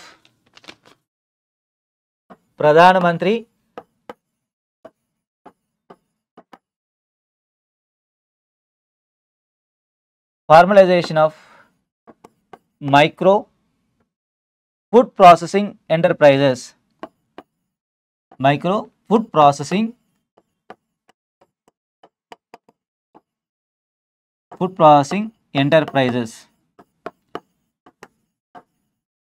సో ఈ ప్రోగ్రామ్ను కూడా తీసుకొని వచ్చారు. సో ప్రమోషన్ దేనికి, ఏ ఆప్రికాట్స్ ప్రమోషన్ కోసం ఏ ఇనిషియేటివ్ తీసుకొని వచ్చారంటే వన్ డిస్టిక్ వన్ ప్రోడక్ట్ అనే క్యాంపెయిన్ని ఇనిషియేట్ చేశారనమాట. Next one, consider the following statements about public goods. Public goods are non excludable in nature. Statement 2, public goods are rivalrous in consumption. Statement 3, national defence is an example of public good అంటున్నాడు. So public గుడ్స్కి సంబంధించి వీటిలో ఏ statement correct అని అడుగుతున్నాడు. సరే, public గూడ్స్కి ఈ statement మనకు answer చేయడానికంటే ముందు పబ్లిక్ గూడ్స్ అంటే ఏవి, అసలు పబ్లిక్ గూడ్స్ అంటే ఈ వేటిని మనం పబ్లిక్ గూడ్స్ అని పిలుస్తాం. పబ్లిక్ గూడ్స్ అంటే ఫర్ ఎగ్జాంపుల్ ఏంటంటే వీటికి roads,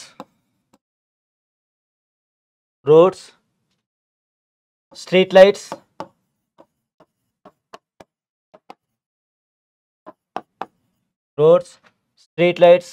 air, clean air, defence etcetera, ఇవన్నీ కూడా public goods.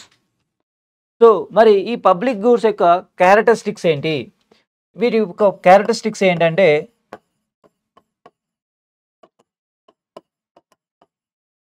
Non excludable. First one ఏంటంటే నాన్ ఎక్స్క్లూడబుల్.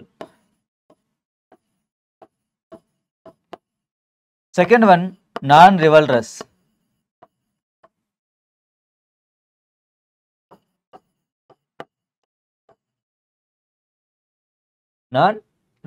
సో ఫస్ట్ వన్ ఏంటంటే non excludable, second one non rivalrous. So మరి నాన్ ఎక్స్క్లూడబుల్ అంటే ఏంటి?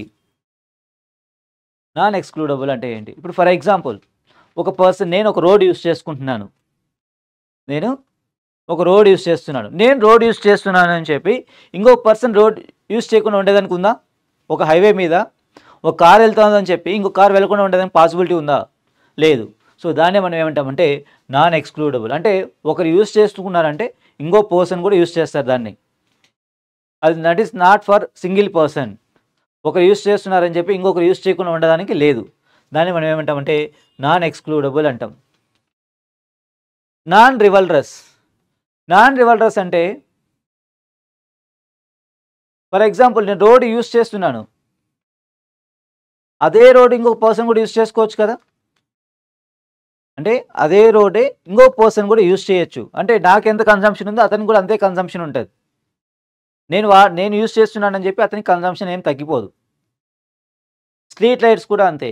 లైటింగ్ నేను యూస్ చేస్తున్నానని చెప్పి నెక్స్ట్ పర్సన్ లైటింగ్ కూడా ఏం తగ్గిపోదు. క్లీన్ ఎయిర్, నేను యూస్ చేస్తున్నానని చెప్పి ఇంకో పర్సన్ కూడా క్లీన్ ఎయిర్ తక్కువేం యూస్ చేయడు. డిఫెన్స్, సో ఆర్మీ సోల్జర్స్ నా కోసం ఎంత ఫైట్ చేస్తారో నా పక్కనోడి కోసం కూడా అంతే ఫైట్ చేస్తారు. నా కోసం ఎంత ఫైట్ చేస్తారో నా పక్కనోడి కోసం కూడా అంతే ఫైట్ చేస్తారు. సో వీటిని మనం ఏమంటామంటే నాన్ రివల్రస్ ఇన్ నేచర్. అంటే నాకు ఎంత ప్రయారిటీ ఉంటుందో నా పక్కనోడికి కూడా అంతే ప్రయారిటీ ఉంటుంది. అది నాన్ రివల్రస్. నేను యూస్ చేస్తున్నాను కాబట్టి ఇంకొకటి యూస్ చేయడానికి కూడా ఉండడానికి లేదు. పక్కనోడు కూడా యూస్ చేసుకోవచ్చు. దాన్ని మనం నాన్ ఎక్స్క్లూడబుల్ అంటాం. సో వీటిని మనం పబ్లిక్ గూడ్స్ అని పిలుస్తాం. వీటిని మనం ఏమని పిలుస్తామంటే పబ్లిక్ గూడ్స్ అని పిలుస్తాం. సో వీటి అన్నింటినీ కూడా ఎక్స్పెండిచర్ ఎవరు చేస్తారు? వీటి అన్నిటికంటే ఎక్స్పెండిచర్ ఎవరు చేస్తారంటే గవర్నమెంటే చేస్తుంది. ప్రైవేట్ సెక్టార్లో వీళ్ళకి పాసిబిలిటీస్ ఉండవు. సో వీటికి ఎక్స్పెండిచర్ అంతా ఎవరు చేస్తారంటే గవర్నమెంట్స్ ఎక్స్పెండిచర్ చేస్తుంది. సో ఇది మనకు పబ్లిక్ గూడ్స్ గురించి. So public goods are non excludable in nature. ఈ statement right. Public goods are rivalrous కాదు, నాన్ రివల్రస్. ఈ statement wrong. National defence is an example of public good. So కరెక్టే. So statement 1 and 3 right అవుతాయి. Option C అనేది మన answer అవుతుంది. Next one. So Ustad Ali Khan was one of the masters of dash అంటున్నాడు. Ustad Ali Khan. So Ustad Ali Khan రుద్రవీణకు సంబంధించినటువంటి ఒక master అండి. దేనికి సంబంధించిన పర్సన్ అంటే రుద్రవీణకు సంబంధించిన పర్సన్. సో సారంగికి ఒక పర్సన్ చెప్పండి. సారంగికి పండిట్ రామ్ నారాయణ్. పండిట్ రామ్ నారాయణ్ సారంగిలో ఫేమస్ పర్సన్ అండి. సో రుద్రవీణ అనేది ధృపద్ ఘరానాకి సంబంధించినటువంటి ఒక ఇన్స్ట్రుమెంట్ అండి. ఏ ఘరానాకి సంబంధించిన ఇన్స్ట్రుమెంట్? ధృపద్ మ్యూజిక్కి. సో ధృపద్ మ్యూజిక్ సంబంధించిన ఇన్స్ట్రుమెంట్ రుద్రవీణ అనేది. Next one, consider the following statements about Loktak lake. So ఈ లోక్తక్ లేక్ మనకు ఎక్కడ ఉంటుందంటే మణిపూర్ స్టేట్లో ఉంటుందండి. ఏ స్టేట్లో ఉంటుంది? మణిపూర్ స్టేట్లో ఉంటుంది. ఇది వరల్డ్లోనే లార్జెస్ట్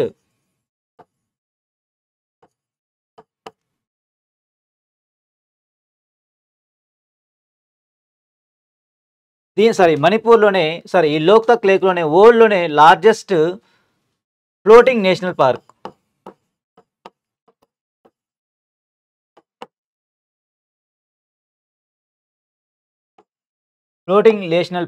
దాని పేరు ఏంటంటే కీబుల్ లంజావో.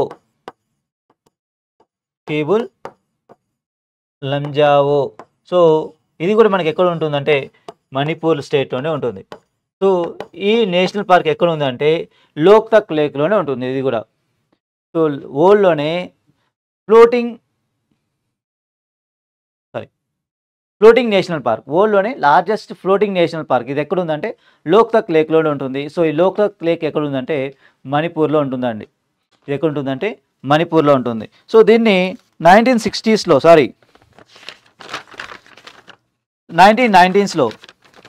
రామ్సర్ కన్వెన్షన్లో కూడా జాయిన్ చేశారు.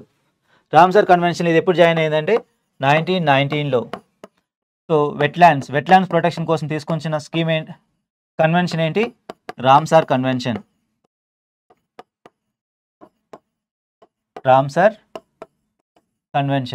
సో ఈ రామ్సర్ కన్వెన్షన్ 1990లో వెట్లాండ్ ప్రొటెక్షన్ కోసం తీసుకొని వచ్చారు.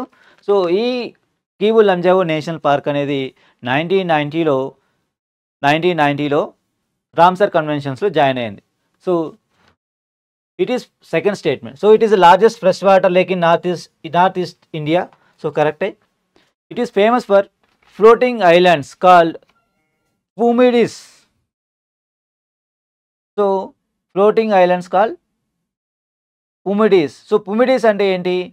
masses of soil. Pumides అంటే soil, vegetation, etc. Pumides అంటే soil and vegetation, etc. So ఈ Pumides ని మనం ఏమంటామంటే ఆ పుమిడిస్ ఏమవుతుందంటే దీంట్లో మాసెస్ ఆఫ్ సాయిల్, వెజిటేషన్ ఇవన్నీ కూడా ఈ పుమిడిస్లో ఉంటాయి. సో ఇవన్నీ కూడా దేని మీద ఉంటాయంటే లోక్తక్ లేక్ పైన ఉంటాయి. సో మన ఆన్సర్ ఏమవుతుంది చెప్తారా? ఆన్సర్ సి మన ఆన్సర్ అవుతుంది. Sculptor Premchandra Pukrambam who received the prestigious Lalit Kala Akademi award 2025 hails from which state అని అడుగుతున్నాడు. సో ప్రేమ్చంద్ర పుక్రాంబమ్ ఈయన లలిత్ కళా అకాడమీ అవార్డు ఇచ్చారండి. దేనికి ఇచ్చారు అంటే 64th ఆర్ట్ ఫెస్టివల్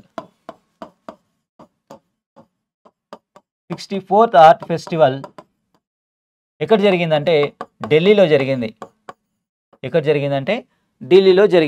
సో ఈ ఆర్ట్ ఫెస్టివల్లో ఈ ప్రేమ్చంద్ర పుక్రాంబమ్ ఏం చేశాడంటే ఒక వుడెన్ స్కల్ప్చర్ వేశాడండి.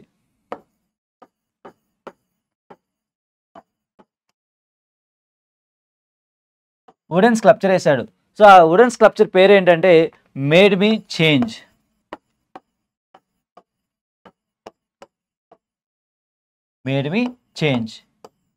సో ఈ నేషన్ స్కల్ప్చర్ ఇది మేడ్ మీ చేంజ్. సో దీనికి వీళ్ళకి లలిత్ కళా అకాడమీ అవార్డు ఇచ్చారు.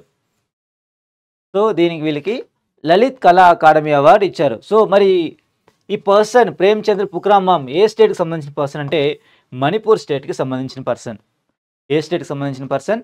Manipur. Next one, consider the following statements about Harshavardhana. So హర్షవర్ధనకు సంబంధించి వీటిలో ఏ స్టేట్మెంట్స్ కరెక్ట్ అని అడుగుతున్నాడు. సో హర్షవర్ధన ఈయన పుష్యభూతి డైనాసిటీకి సంబంధించిన పర్సన్ అండి. ఏ డైనాసిటీకి సంబంధించిన పర్సన్? పుష్యభూతి.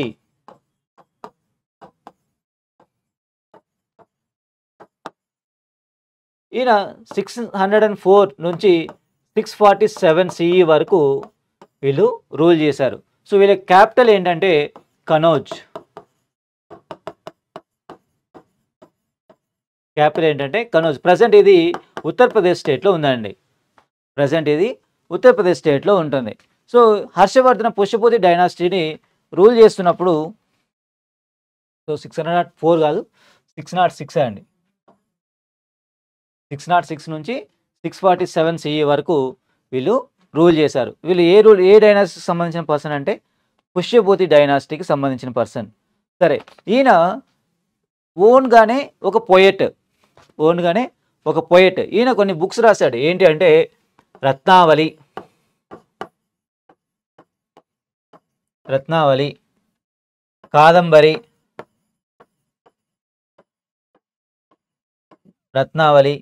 కాదంబరి, ఇంకా ప్రియదర్శిక.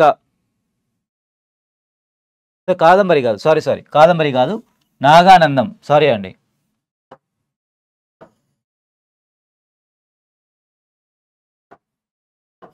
నాగానందం అండ్ ప్రియదర్శిక.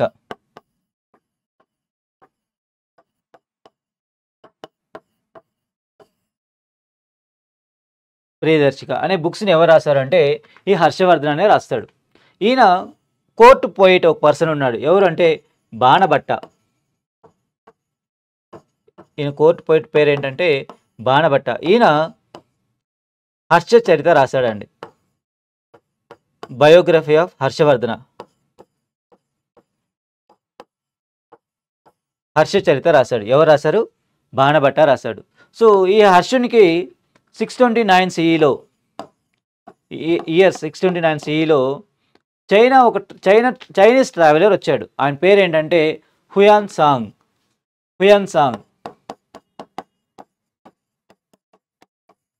ఏ ఇయర్లో వచ్చాడంటే 629 CEలో వచ్చాడు. ఈయన ఎక్కడి నుంచి వచ్చాడంటే చైనీస్ ట్రావెలర్.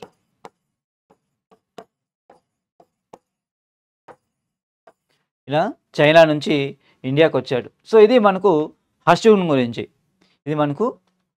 గురించి.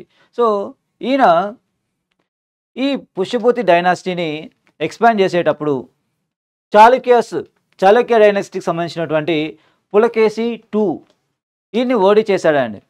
ఈయన ఓడించేశాడు. So he was defeated by Pulakeshi II of the Chalukya dynasty on the banks of Narmada. So Gujarat ఆ టైంలో, గుజరాత్ ఆ పీరియడ్లో గుజరాత్ దగ్గర నర్మదా రివర్ దగ్గర ఇల్లు చాళుక్య డైనాసిటీకి సంబంధించిన పులకేశి II హర్షుని ఓడిస్తాడు. సో వీటిలో ఏ స్టేట్మెంట్ రైట్ అవుతుంది చెప్తారా? సో అన్ని స్టేట్మెంట్స్ కూడా కరెక్టే.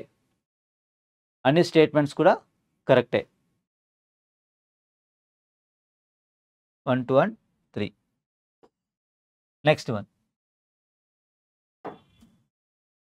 With reference to the secondary sector, consider the following. Statement 1. It is concerned with transforming raw materials into finished goods. Statement 2. Construction is a part of the secondary sector. Which of the above statements are correct అంటున్నాడు. So with reference to the secondary sector. So జనరల్గా మనకు ఎకనామీలో sectors ఏమేమి ఉంటాయి? Primary sector, agriculture allied products. Secondary sector, industrial and manufacturing. And tertiary sector, service sector. So మనకు జనరల్గా sectors ఏమేమి ఉన్నాయి? Primary సెక్టార్లో మనకు అగ్రికల్చర్ మొత్తం కూడా, అగ్రికల్చర్ అలైడ్ యాక్టివిటీస్ అన్నీ కూడా ప్రైమరీ సెక్టార్లో ఉంటుంటాయి.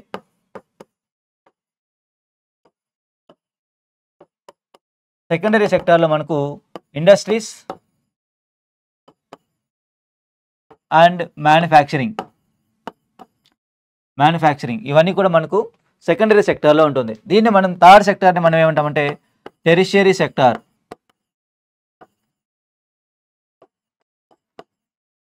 Or service sector. సాఫ్ట్వేర్ ఇవన్నీ కూడా మనకు టెరిషియరీ సెక్టార్లో ఉంటాయి. టెరిషియరీ సెక్టార్లో మనకు ఇవన్నీ కనిపిస్తాయి. సో ఇప్పుడు మనం క్వశ్చన్ అడుగుతుండేది సెకండరీ సెక్టార్. సో సెకండరీ సెక్టార్లో ఏం జరుగుతుందంటే ఇండస్ట్రీస్ అండ్ మ్యానుఫ్యాక్చరింగ్స్ ఇవన్నీ కూడా మనకు సెకండరీ సెక్టార్లో ఉంటుంది. మరి ఈ ఇండస్ట్రీస్ ఏం చేస్తాయి? ఇండస్ట్రీస్ ఏం చేస్తాయి? రా మెటీరియల్స్ని ఇండస్ట్రీస్ ఏం చేస్తాయంటే ఈ రా మెటీరియల్స్ని ఫినిష్డ్ గుడ్స్గా తయారు చేస్తాయి.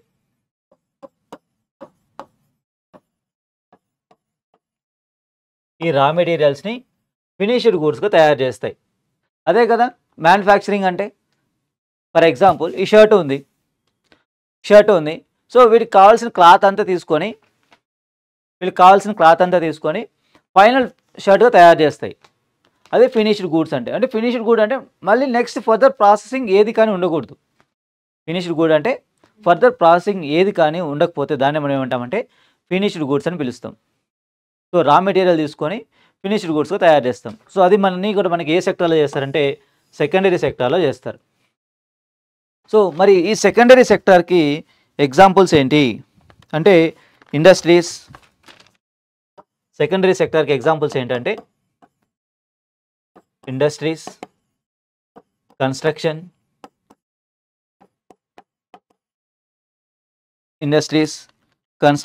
Small scale manufacturing units,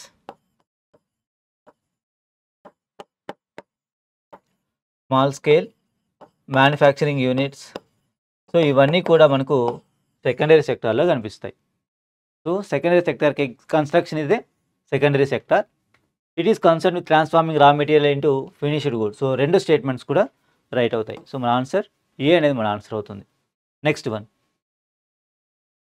who launched mission Sudarshan Chakra in 2025? So who launched mission Sudarshan Chakra? So machine Sudarshan చక్ర ఎందుకు తీసుకొని వచ్చారు అంటే రీసెంట్గా 79th ఇండిపెండెన్స్ డే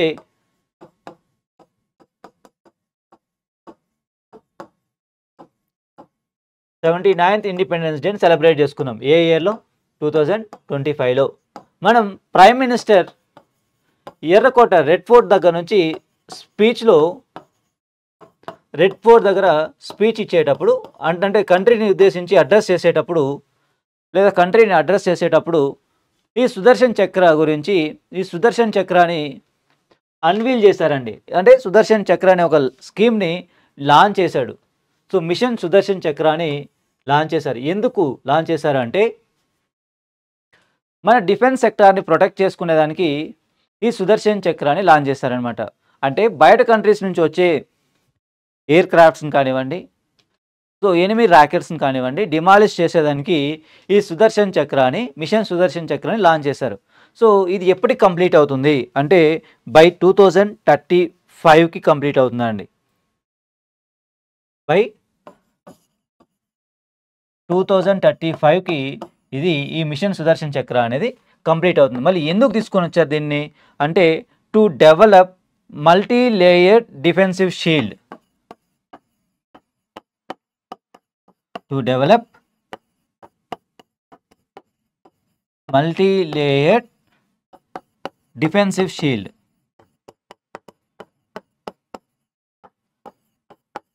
డిఫెన్సివ్ షీల్డ్ని బిల్డ్ చేయడానికి.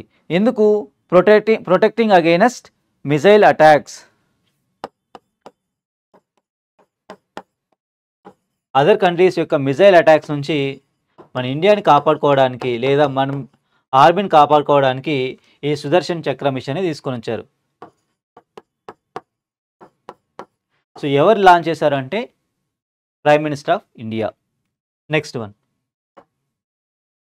Consider the following statements about Tarapur nuclear power plant. So Tarapur nuclear power plant ఇండియాలో first commercial nuclear power plant ఏదని అడిగితే తారాపూర్ న్యూక్లియర్ పవర్ ప్లాంట్ అండి. ఫస్ట్ కమర్షియల్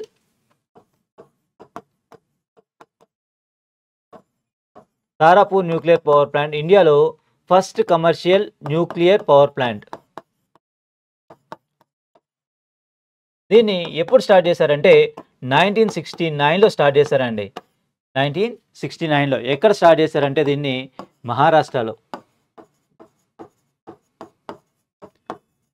ఎక్కడ స్టార్ట్ చేశారంటే దీన్ని మహారాష్ట్రలో ఈ తారాపూర్ న్యూక్లియర్ పవర్ ప్లాంట్ అనేది ఉంది. మరి ఇది కమర్షియల్గా ఫస్ట్ న్యూక్లియర్ పవర్ ప్లాంట్. సరే, మరి దీంట్లో ఏం యూస్ చేస్తారు అంటే it is located in Maharashtra. So first statement right. It was India's first commercial nuclear power plant. So third statement కూడా రైట్. మరి what about second statement? It uses pressurised heavy water reactors. So heavy వాటర్ని ఇంకో పేరు ఏంటి అంటే deuterium oxide. Deuterium oxide దాన్ని మనం ఏమంటామంటే D2O అంటాం. Deuterium oxide, D2O, deuterium oxide. ఇది హైడ్రోజన్ యొక్క isotope.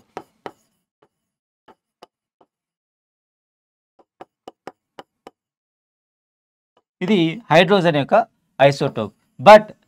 But Tarapur nuclear power ప్లాంట్లో ఈ డ్యూటీరియం ఆక్సైడ్ని యూజ్ చేయట్లేదు. తారాపూర్ న్యూక్లియర్ పవర్ ప్లాంట్లో ఈ డ్యూటీరియం ఆక్సైడ్ని యూజ్ చేయట్లేదు. మరి ఏం యూజ్ చేస్తున్నారంటే బాయిల్డ్ వాటర్స్ని యూజ్ చేస్తున్నారండి. దేన్ని యూజ్ చేస్తున్నారు? బాయిలింగ్ వాటర్ రియాక్టర్స్ని యూజ్ చేస్తున్నారు.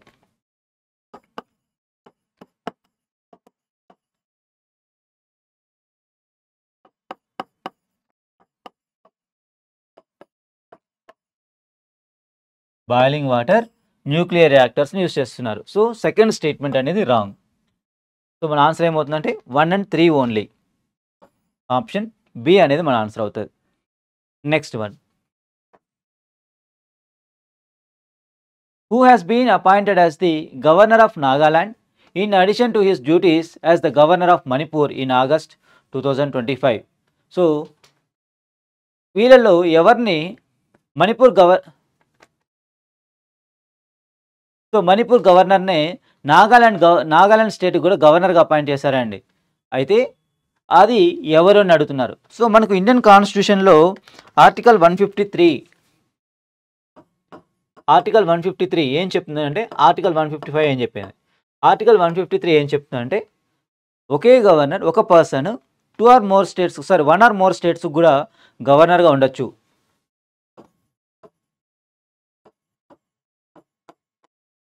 Same governor for 1 or more states.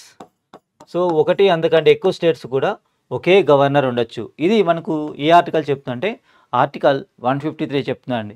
Next article 155 ఏం చెప్తుందంటే అపాయింట్మెంట్ ఆఫ్ గవర్నర్.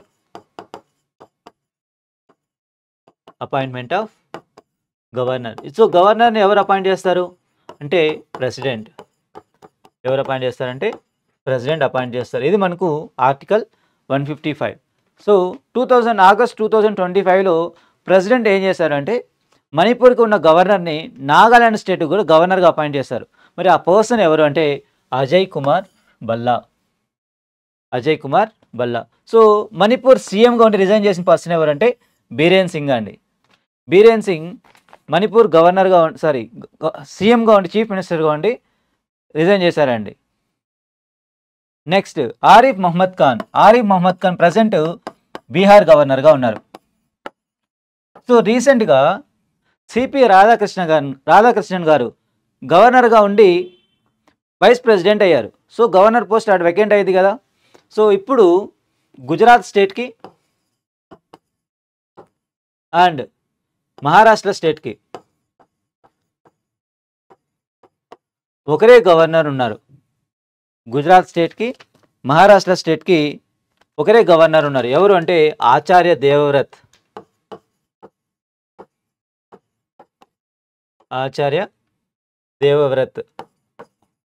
వీళ్ళు గుజరాత్ అండ్ మహారాష్ట్ర స్టేట్కి కామన్ గవర్నర్గా ఉన్నారు ఇప్పుడు. ఎందుకంటే మహారాష్ట్ర గవర్నర్గా ఉన్నటువంటి సిపి రాధాకృష్ణన్ గారు ఇప్పుడు వైస్ ప్రెసిడెంట్ అయ్యారు కదా. సో అందువల్ల ఆచార్య దేవవ్రత్ గారిని గుజరాత్ అండ్ మహారాష్ట్రకి 2 స్టేట్స్ కూడా కొత్తగా గవర్నర్గా అపాయింట్ చేస్తారు. రీసెంట్గానే అశోక్ గజపతి రాజ్ వీళ్ళని గోవా గవర్నర్గా అపాయింట్ చేశారు.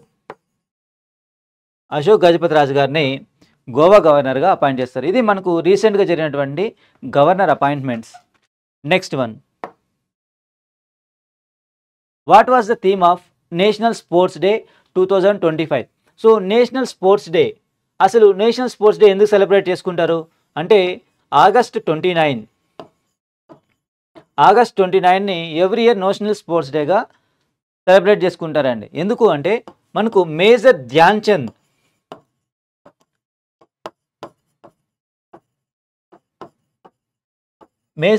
చంద్ ఈయన యొక్క బర్త్డే అండి ఆ రోజు. వీళ్ళు ఫేమస్ హాకీ ప్లేయర్,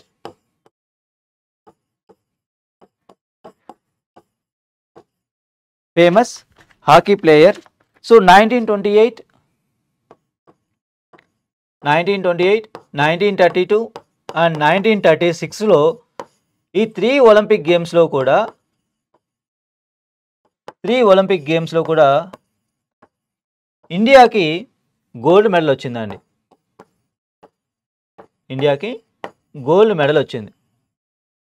1928, 1932, 1936 3 ఒలింపిక్ గేమ్స్లో కూడా ఇండియాకి గోల్డ్ మెడల్ వచ్చింది. దేంట్లో? హాకీలో వచ్చింది. అది కూడా హాకీలో. మన నేషనల్ స్పోర్ట్స్ ఏంటి? హాకీ. సో ఆ గేమ్లో ఇండియాకి 3 గోల్డ్ మెడల్స్ వచ్చాయి. సో గోల్డ్ మెడల్ రావడానికి ప్రైమ్ రీజన్ ఎవరు అంటే మేజర్ ధ్యాన్ చంద్. సో అందుకే వాళ్ళ బర్త్డేని నేషనల్ స్పోర్ట్స్ డేగా సెలబ్రేట్ చేసుకుంటున్నాం. సరే, మరి ఈసారి 2025లో ఈ నేషనల్ స్పోర్ట్స్ డే యొక్క థీమ్ ఏంటి అంటే 1 గంట ఖేల్కే మైదాన్ మే, అంటే 1 గంట సేపు ప్లే గ్రౌండ్లో ఆడుకుందాం. దానివల్ల హెల్త్ అనేది ఫిట్గా తయారవుతుంది అండ్ లైఫ్ స్టైల్ డిసీజెస్తో ఫైట్ చేయొచ్చు. To fight with